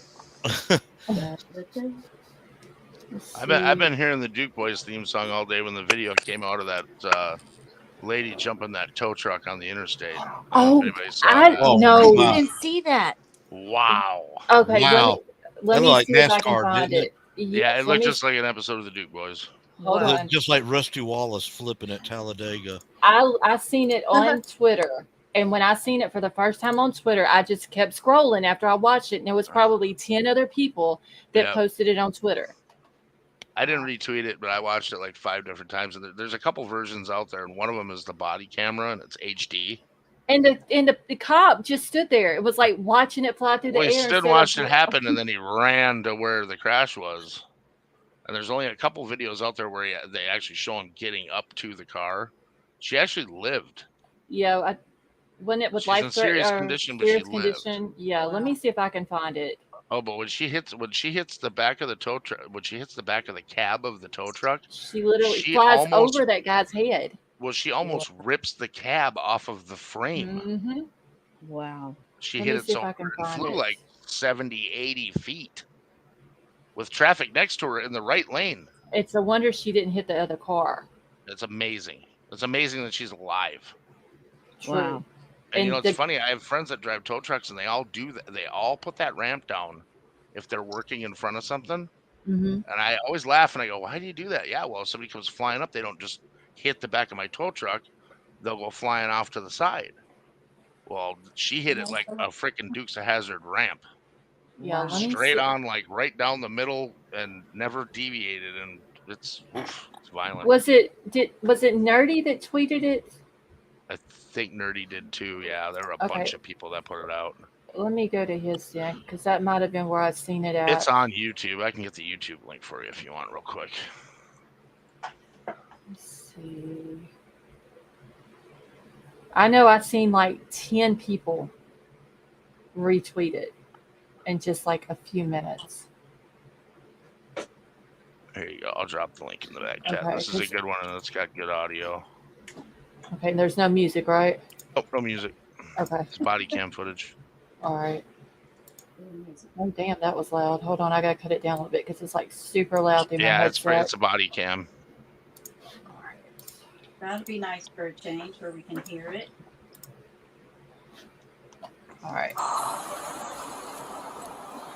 Yeah, it'll be interesting to hear what her excuse was. Good.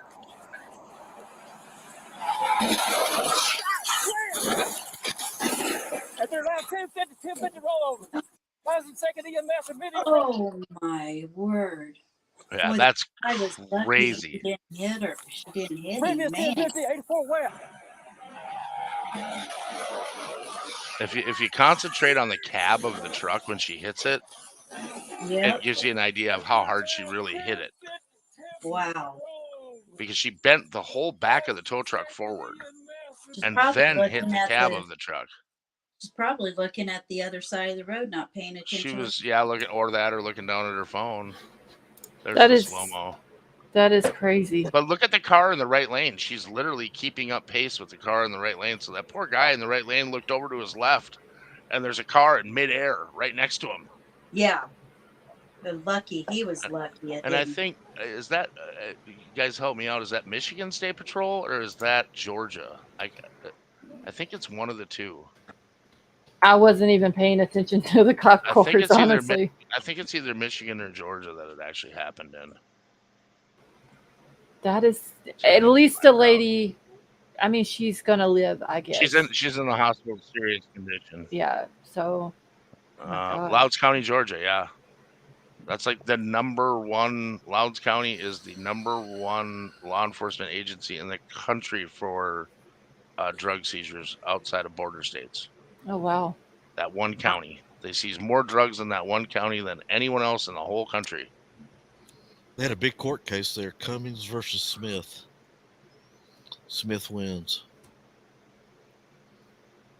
Yeah, you watch that thing over and over again, and it's just crazy. That's how it was when I was going through Twitter. Like I watched it on one, and then I go down. It literally just 10 in a row. I see this video. Yeah, when it happened and it hit Twitter, you're right. I mean, my whole timeline, it was everybody. It went viral on it. Twitter. It really did, and I'm just glad that they didn't hit the other car and hurt those people as well. That would have been. Oh my gosh. Well, the original traffic issue had to be pretty bad because there's like 15 cops there. Mm-hmm. Yeah, that's why I think she's probably looking at that. Was it cops, a fire truck, the tow truck? Yeah, that was pretty crazy. I wonder if there's responding to a crash. Okay, so there was already a crash on the other side of the road.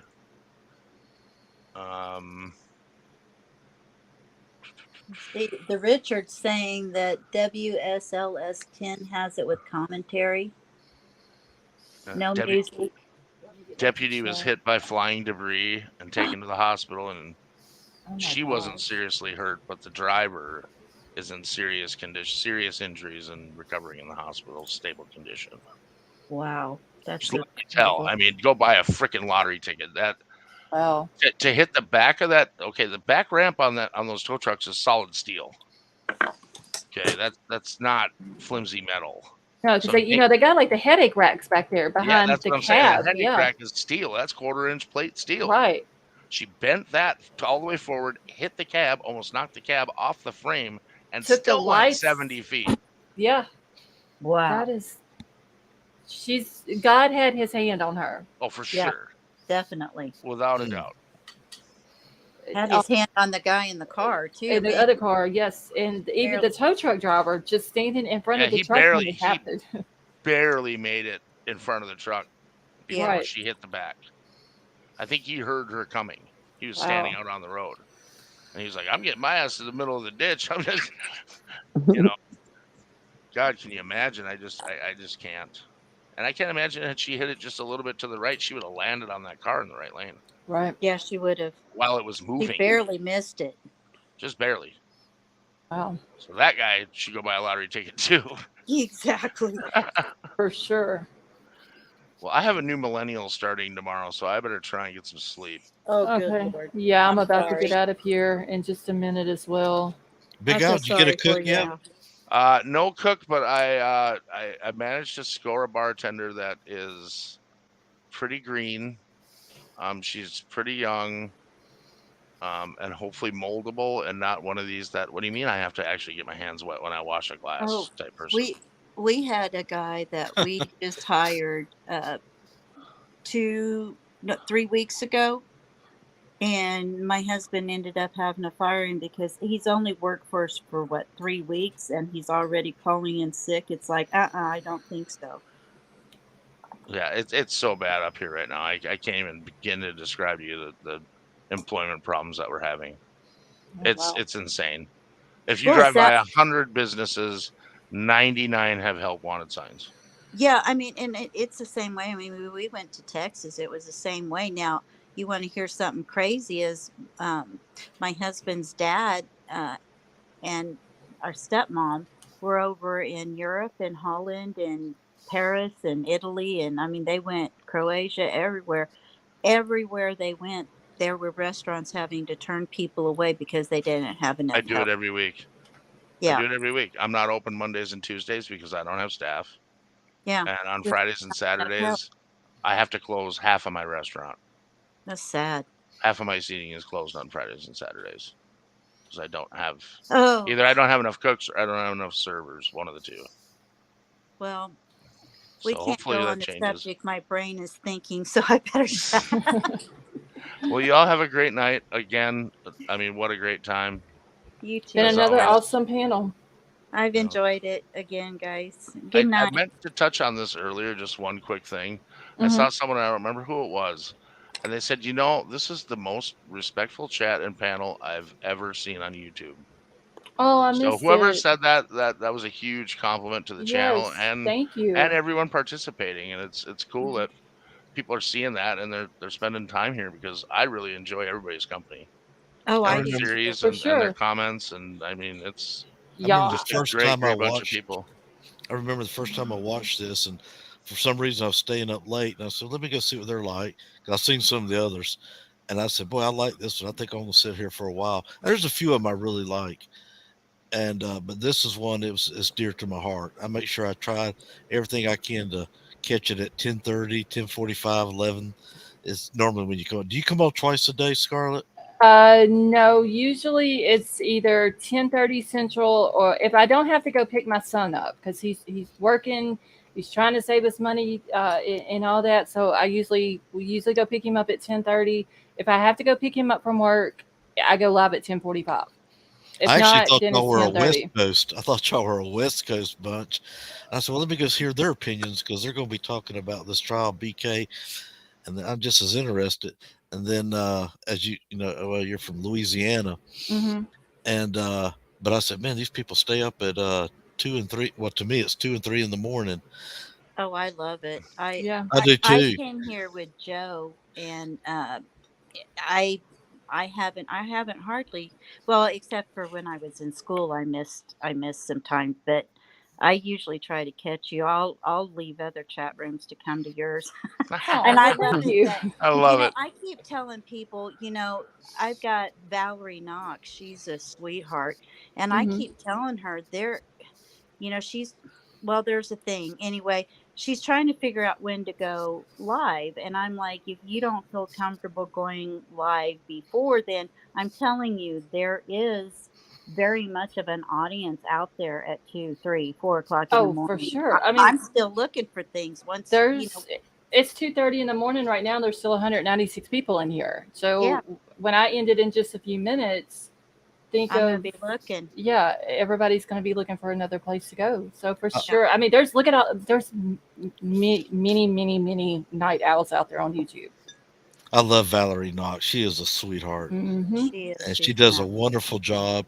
And I remember when she first started out, she was a little nervous and timid, and She still is. now she's turned more and more towards an expert. And uh, Yeah, she's still nervous though. I talked to her a little bit off off stream, and she's still nervous. Her and Jay crack me up. But anyway, I digress. I'm gonna go ahead and get off here. Goodbye, Okay. everybody. Thank Have you a so good much. night. Oh, you're Good welcome. Thank you night, for hon. coming up. Cherokee Nice Raider, to you have meet a good you. night as well. Yes, yes. and give your dog a big old hug from the Oh Riddler. yeah. He's snoring over there until he hears Oh. something. Bless his heart. I Earlier, love. I have a kitten, and the kitten, I have it in the bathroom, right? I have a big, huge bathroom, and until they get acclimated, I'm Mm-hmm. not just going to let the cat run around all night, right? Out here. And that's what the little kitten will stick its hand out the door. So when I first came on, he started barking. I mean, he won't hurt the cat. I have to worry more about my other one. The female is only 9 months old, and Mm-hmm. she plays. She doesn't realize she's Too as big bigger. as she is. Yeah. Yeah, compared to a 6 week old kitten. So anyhow, yeah. So he put himself to bed in his crate, and he's snoring over there. Yeah. I mean, But I have a 65-pound pit bull in the house with two kittens that are probably 8 weeks old now, maybe 9 weeks old. uh-huh. And it's like they love each other so much that the kittens will get over there and climb on him, and he just lays Mhm. there. Is like, are you really gonna let Yeah. these things crawl all over me? Yeah, And that's how yeah. Huckleberry is. But the little female that I have, the dog, Mm-hmm. she's Huckleberry's about 65 pounds, and he's full grown though. He's not getting any bigger, and he's kind of Right. short. My female, she's only 9 months old, and she's almost bigger than Huckleberry, and she doesn't realize it. She sees that little kitten. She's not mean or aggressive, but she just wants Just to wants to play. She play. Yeah. bounces, and she tries to bounce and play with me, and I'm just like, hold on, Eeyore, or not Eeyore. What's the other one? And she bounces hard, but anyway, yeah. Is right now she's passed out. Thank goodness she's on the couch and she's passed out. And Yeah, I don't but know where Klaus is, the dog. Usually he's on the Klaus, bed asleep, but he knows whenever I start to go live, he he leaves out of the room and he'll kind of like sneak in here while I'm live and get up on the bed and go check to on sleep. Yeah, you. and I don't know where them That's cute. cats are at. Them kittens are. I heard them making noise a minute ago, but I don't know where they're at hmm now. That's how this little one is. She'll start it's actually the male. The others I gave away to a Hmm. friend of mine, but I have the male left, and he starts knocking a bowl around inside there, and oh my God, Huck's not used to hearing something in the house. Yeah. So anyhow, all right, y'all, you have a good night. It was good to be here, although I was quiet. Oh well, thank you for coming up and joining us. All right, you guys have a good night, and we'll see y'all again soon. Okay, Take it you too. easy. Good night, Okay, bye Cherokee. bye.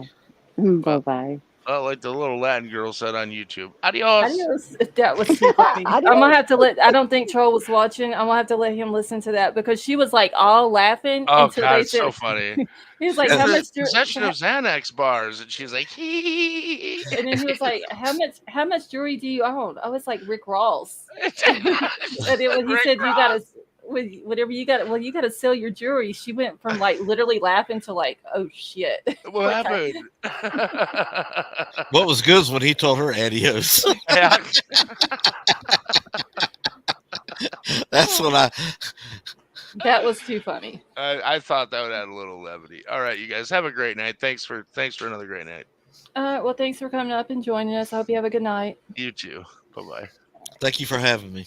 Oh, you're welcome. Thank you as well for coming up. And I'm fixing to grab this YouTube link real quick, and I'm gonna throw it back in the chat for y'all. Let me make sure this is the right one.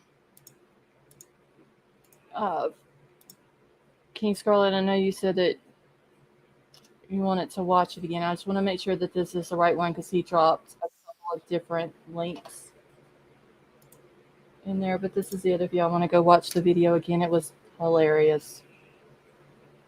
Okay, Braz, have a good night. Vaughn, how are you? Oh, Glowbug. These cats are... How old are them kittens? You think 8 weeks? 9 weeks? They're almost 3 months, Troll says. They can be sweet and innocent, and then they can be bad. Vaughn, I'm doing good, thank you. The amazing Tiff, have a good night. Rosie, you have a good night as well. And y'all, I'm about to get out of here. It's almost 3 o'clock. I'm fixing to go to bed. My kitten was a 1 ounce. It had umbilical cord. And aww. She blew on him because I was cold in her. And Elizabeth, he's doing good now, though, right?